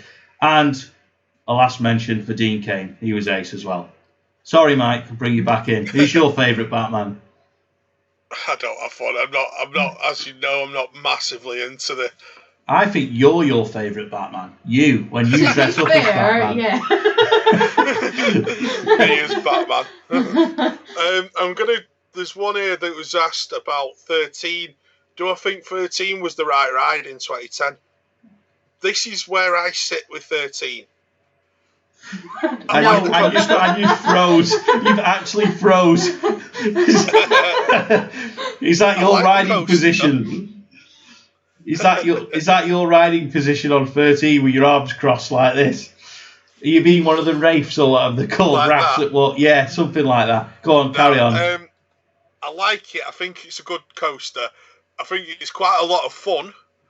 There's two things it falls down on. One is, I mentioned before, it sits on hallowed turf. Yeah. And the other one is that it was just so mismarketed at the time. Yeah. That didn't help it. It was so built up to be so much more than what it actually is. It's a family bordering on a thrill coaster. Yeah. And I think the only reason I put in the thrill is because of the drop bit. No, I agree. And I think if it didn't have the drop, it's no more than like a Vekoma family boomerang, basically. I just want to say on 13 that I think, like you've both said, if they'd have got the marketing differently, if they'd have gone round that this is a family coaster, I don't think anyone would question it. Yeah. But they told us it was like the greatest thing since sliced bread. Rolled into one.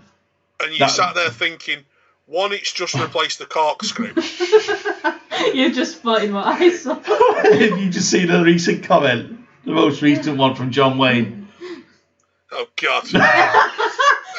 Mike nearly didn't get back into a park because of being dressed as Batman, and we can leave it at that. I have photos of Mike dressed as Batman at Lightwater Valley. Yeah.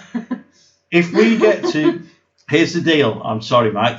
If we get to 30,000 subs before Christmas, we will do a New Year's Eve live stream as Batman and Superman.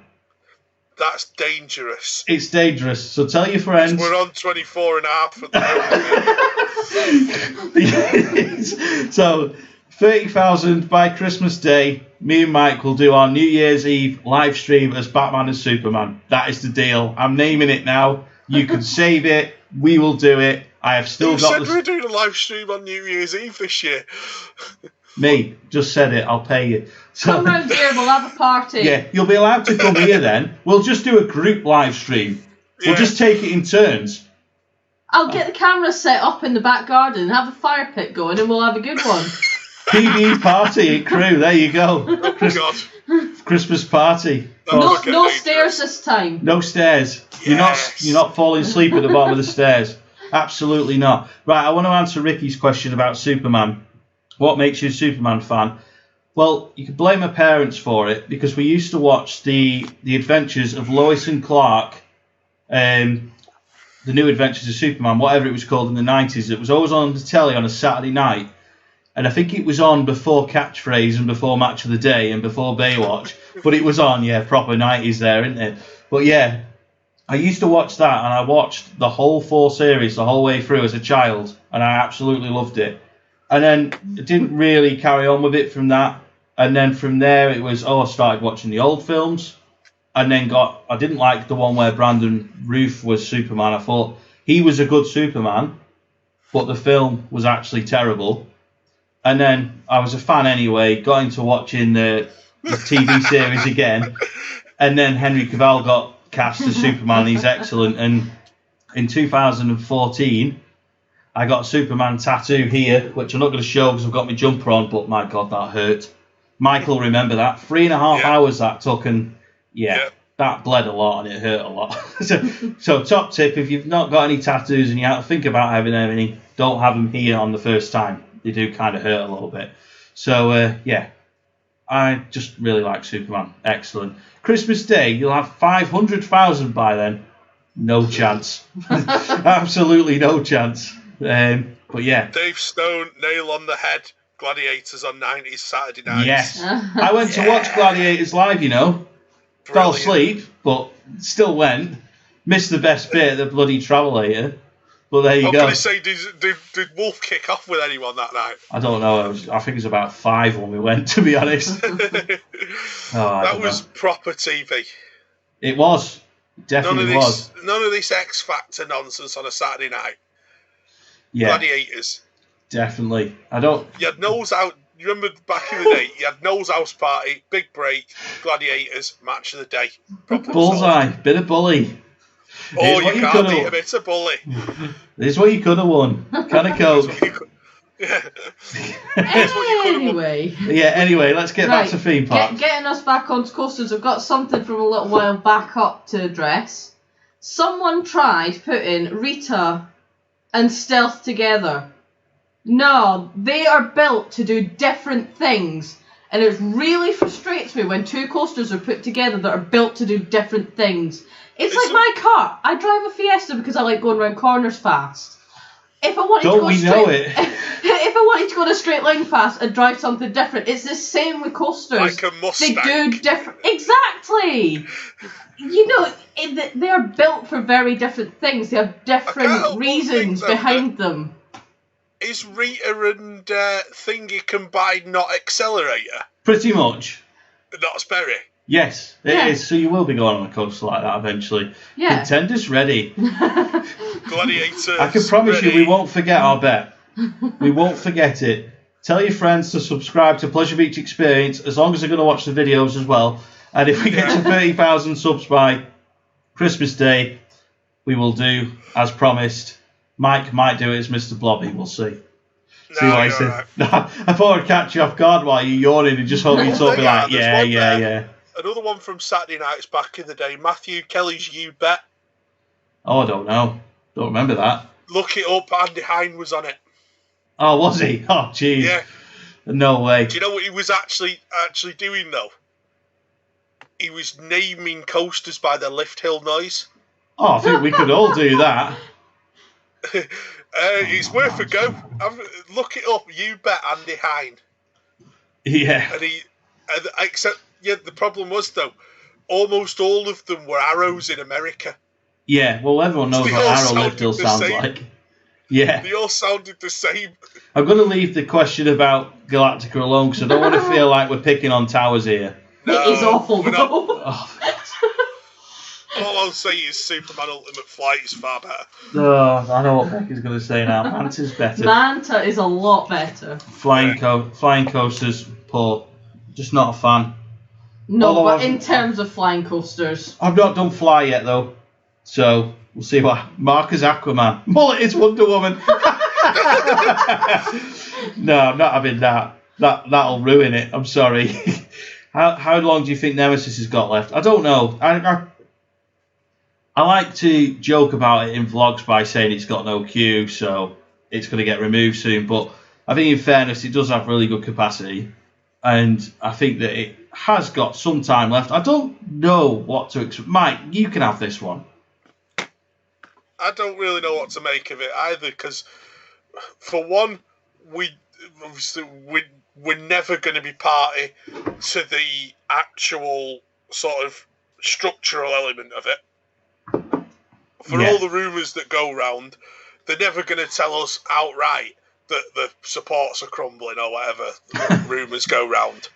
Yeah, that was basically my friend, your friend heard it, so yeah. It's somebody, happening. Me mate's brother's uncle's dog's cousin said Takeshi's Castle. Takeshi's Castle, that was brilliant. But other than that, it will boil down to what it usually does with old coasters at towers is at what point does it cost more to maintain than is worth keeping? Yeah, agreed. And at the end of the day, that's why we lost the Black Hole, which was a great coaster, and that's why we lost the Corkscrew, which was a great coaster. They both got to a stage where they needed far too much money spending on them to get them up to the operating standard required than was worth being spent on a coaster at the time. Both were, one was 28 years old and one was, I think, 24 years old, respectively, when they were removed. So yeah. So I think that's got to be where it is, hasn't it, at the end of the day? I think what we'll say is we're going to go off about 11, which is about 10 minutes time. 10 minutes time. Yeah, so I think we'll go with that. Robot Wars, Takeshi's Castle and the Crystal Maze, yes. Well, we played the Crystal Maze in Salou. We won't name any names, but we accidentally played the... Yeah, basically what happened is, to cut a long story short, chasing €1,500 round. We turned up at the hotel in Salou, and, well, this guy who served us and checked us in, he decided to put in cash €1,500 on the desk, but it was a wind tunnel. So all the money just blew everywhere, and it literally was like Crystal Maze. All they needed was someone to shout, "Start the fans, please." There was 5 of us running around the reception of that hotel chasing the money. Because it'd take... The problem is, I don't want to be nasty, but the guy who checked us in, he was like, "Oh, how much should you give me then?" And this is just after he counted it. Do you know, to this day, I still don't think he knows how much we actually gave him. No, I don't either. I think he just took our word for it. We could have given him half, I think, and got away with it that day. Definitely. So yeah, 10 o'clock. Because you see, of course, 11 o'clock relies on us having counted it right in the first place. Yeah, that's the thing. I can't remember who counted it, but we got there in the end. Any plans for Pleasure Beach to put another coaster in Space Invaders? No. It's just not going to happen. I think pizza. Yeah, not only that, I think that Space Invader was a victim of the double dip recession. I think it was at the time where Pleasure Beach were needing to downscale what they'd got to make the wristbands more valuable for them.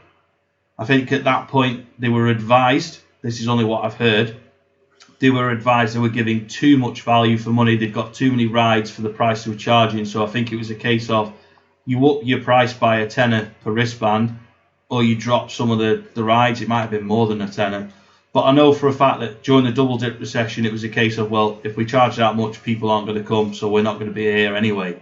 So they had to do what was right for them. And yeah, Space Invader, Noah's Ark, Trauma Towers, no doubt about it, missed them all in their own little way. But I don't think that the average person that goes to Pleasure Beach, the average guest, would miss them.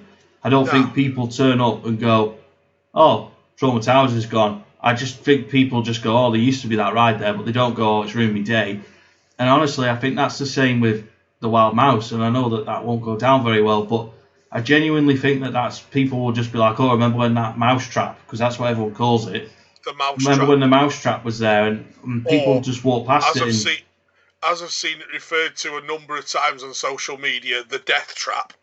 Yeah, exactly. Which I was completely wrong, but it was. But the problem if anyone is, follows a Facebook page called The Mank, they share it. They share the video of.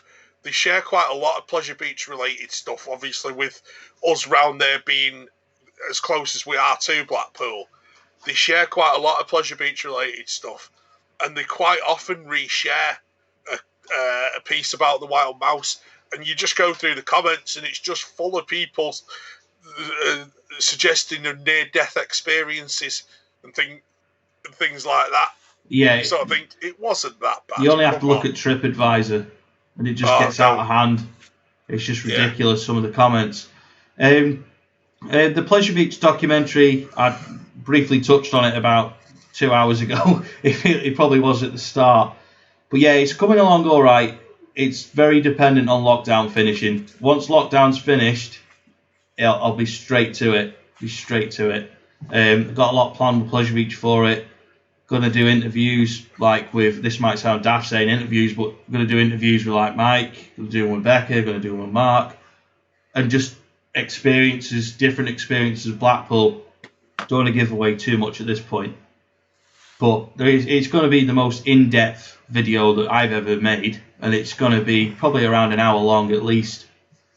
And I am going to try and get it to be broadcast somewhere as well as on YouTube. Might be Netflix, unlikely, but we're looking at Amazon, aren't we? We're looking to see if Amazon will have it, so we'll see what happens, but it's going to be the hardest I've ever worked on a video, and I hope at the end of it it's worth it in terms of I hope I look back on it and go, I made that, I'm really happy with it. Because the one thing I look back on with the Big One documentary is it was good at the time, but I know it could be so much better now. So I want to make sure that the next one is a good one. So yeah, I hope that answers that question. So we're coming to the end now, so if you've got... we announce... Yeah, go for our it. mystery winners. You've got some mystery winners to announce. I do. So, if I name you just now, message us on our socials, preferably Facebook, but if you don't have Facebook, any of the Pleasure Beach Experience socials will do, and we'll get hold of you and get these things out to you. First one goes to Big Dave. He tells us he'll be going to Pleasure Beach for his first park. Okay, cool. We've got Royal Recordings, who I really like, 'cause he's going to do a round trip and hit as many as he can. So that's quite a good way of doing it. Yeah. And then Dave Stone he's going to Towers as a guest. Yeah. And some. Yeah. So yeah, that's our last three winners. Do you want to repeat them just in case anyone missed it? And then if you message us on Facebook or to pbexperience@hotmail.co.uk, we'll sort out your prizes. Yep, so that's Big Dave, Royal Recordings, and D Stone. Fair enough. And a massive thank you to Crimson for the super chat. That is amazing. Thank you so much. Appreciate that and appreciate your support very, very, very much. Thank you. Honestly, can't say how much that's appreciated. Thank you very much. So I think we're going to call it time there. Ricky, it's a surprise. It's a surprise. They won't find out till they open it. Yeah, it's a mystery. So, Mike, do you want to say any last words before I cut you off? Yeah, thanks for watching, everyone. Hopefully we might only need to do one more of these. We're not going to get away with only doing one more, Mike. Not a chance. That's not going to happen. Well, I'm sure we can pick it up in the closed season again. But the thing is, we could probably do this when we start going on trips again. But we could do it from one room. Yes! Yes! Or we can actually sit on Blackpool seafront and do it off our phone. Yeah, the quality might be a bit naff, but we can still do it. Yeah. We can sit next to each other in a room and record a video. Yes! It's been like a year. Who knew such a concept existed? I know, yeah. That's true. Well, yeah, hopefully. There's only one more of these that we'll have to do before the 12th of April. I was going to say, should we announce a date now? Because we usually do it at the end of the month, don't we? So it'll be last Friday, won't it? So would it be the 26th of March? I don't... Yeah. Let's do it. 26th will be the last Friday of the month, yeah. Yeah, 26th of March, let's do it. So the next live stream, announcing it now, Friday, 26th of March, and it will be from 8 o'clock again to give Mike a chance to get his chippy. So, yeah, and we're hoping Boris will have some good news that day as well. Yes, let's hope so. So we're going to call it time there. Thank you for watching. Thank you for the super chats. Thank you for commenting. Thank you for everything. Next video on the channel will hopefully be a big one, review and technical analysis on Sunday. If I can't get that finished in time, it will probably be a POV of Mike getting wet on a log flume. It'll be one or the other. But for now, many thanks for watching. And from the three of us, we'll see you soon in the next Pleasure Beach Experience video. Yeah. Oh, and shout out to everyone that does the moderates for us as well. Cheers. Yeah.